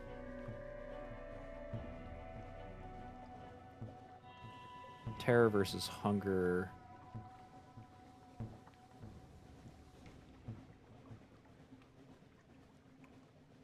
We'll just turn a blind eye here. That'll be fine. Discipline might slip that your crew are close to starvation. Rat stew. You don't protect yourself, obviously. The officer class must maintain its dignity. You ignore the necklace of rat bones that the gap-toothed gunner now sports. So we've gained 2 terror. That's okay. We lost a little bit of hunger. But we are in dock, so hunger no more. We will buy overpriced food here to go and help you guys out. We'll buy a lot of overpriced food because it's going to take us a while to get back. Can you guys... You guys going to eat the food? Yes? No? There we go. And we will slowly make our way back to home port.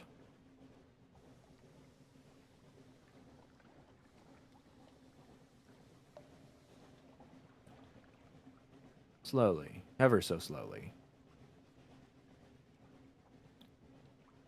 They're like, no, we wait for mealtime. We are civilized savages.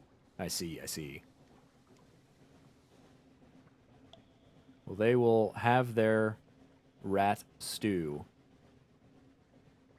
exactly at the moment they desire it. Exactly at mealtimes. Not else... Else time? Elsewise? Else when? Not then, whenever else when is. We can go sink that fellow and to use him to reduce our hunger.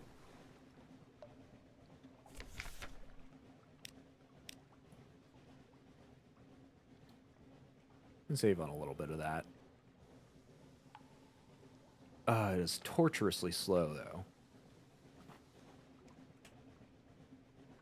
We're coming up to Mutton Island here. There's really no point in grabbing port reports if we can't turn them in for fuel and echo anymore, though.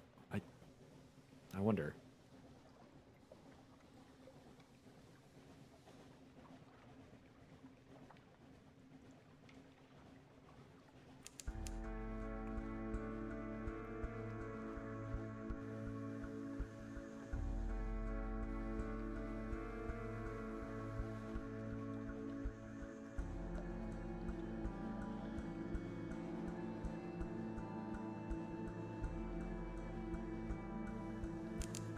Okay, we are apparently in a fog bank. We might as well turn our glim lamp off, since we are both by shore and by lamps, by sea lamps. Buoys, that's the word. Are there special names for buoys that are also lamps? I feel like there should be.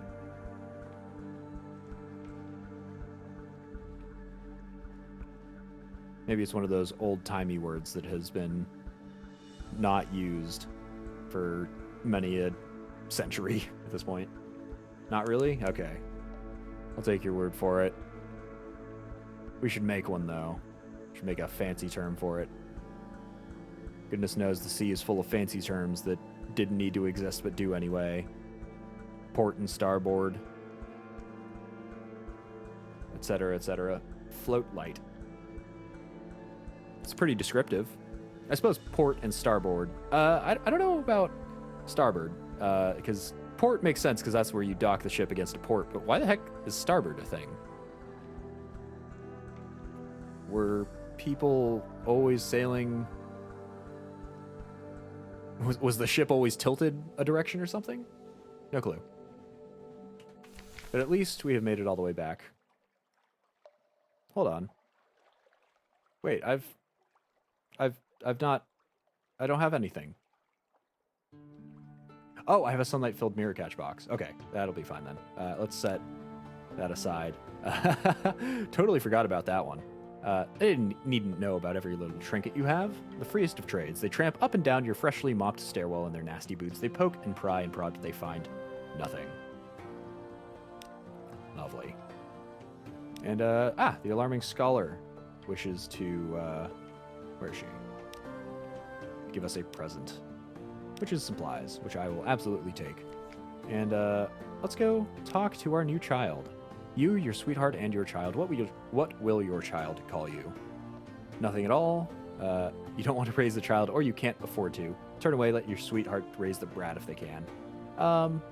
You know, our last scion, who we left absolutely nothing because we didn't have a will for him, called us captain. We kept it very formal. But this time we will be father.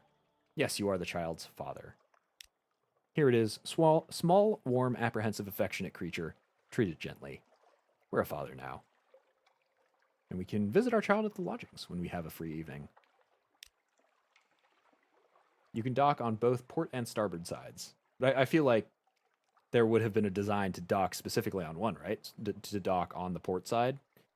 Because you'd want your ship, especially when ships, like large sailing ships with sails, actually were prevalent. That seems to make sense. But now that we have a child, let's go get him interested. We'll, of course, grab our recent news, but let's go get him interested in the sea by spending some time with your family. Your own sweetheart comes and goes. They have their own complicated business, but they always return to your shared home and your child. It's a delight, but will it always be a delight? The Zailor knows two worlds. If you give a suitable presence to your child, they will gain sea fever. Sea fever reaches 25, they will run away to sea to become your scion, which will establish a permanent dynasty of future Z captains. Oh, we've got lots of things here. We've got lots of things we can give them. A souvenir? We've got a lot of outlandish artifacts. We could give it a pet in the shark that we converted into, or the strange cache that we converted into like a amalgamation of fungus, living fungus. Let's just give him an outlandish artifact. Let's give him that. Let's give him a souvenir. There's space for it on that shelf there. Dangers of breakage. Your child seems powerfully inclined to play with the artifact. Perhaps it will break. Perhaps there's a jewel inside it, or a map, or a spirit. Perhaps it is edible. Or perhaps you should employ a more vigilant nurse. So we've got a nanny. Which does make sense. Lost 13 terror. We've lost one outlandish artifact, but we have plenty. And we've now given him 7 memoirs of Z fever. Depends on where the wind was coming from. Both sides of the ship need to be able to dock. Ah, that's true. These are one of the most beneficial. These being the outlandish artifact? Ah, I see. I wish we could convert lamentable artifacts into outlandish artifacts, or lamentable relics into outlandish artifacts. Maybe we can. But if they're one of the most beneficial, then I'll definitely try giving more of them. I want to get him scioned as quickly as possible. But at the moment, let's cycle the Roser's Wharf, I think. Watchful Curios and Longboxes. No, we can't. Well, let's go grab our new recruit then. A single Zailor plus many more crew. That'll put us at 20, which will get us sailing well again. Now, we did not end up actually using those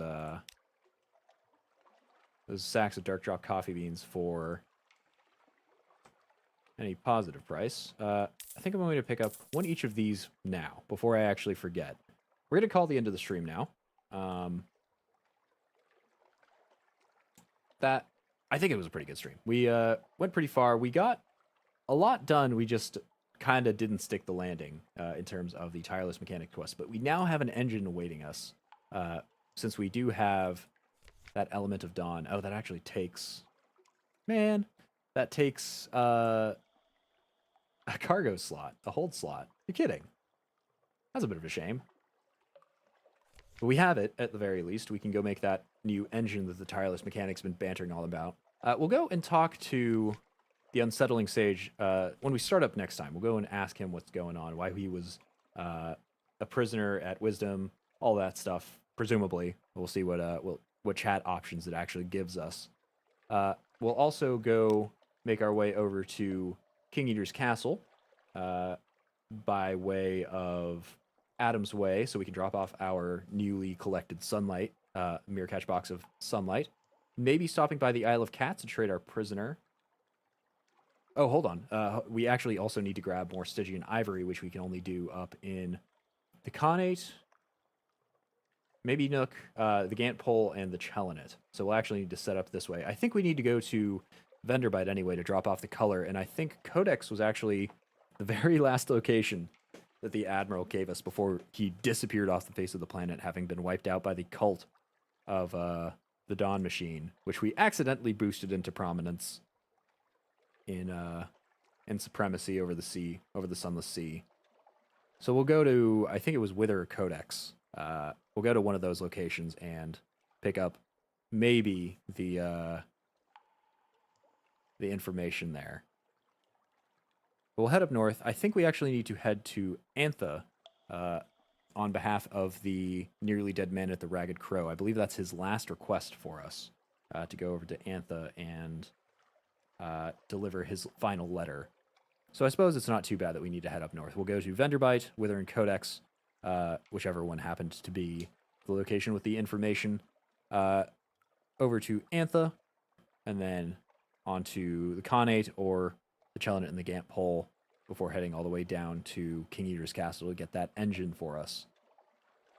Then to Adam's Way to fulfill our Bandaged Poissonier's quest, and the Isle of Cats to go pick up whatever it is the lady will give us for the prisoner that we've been sitting on to trade her.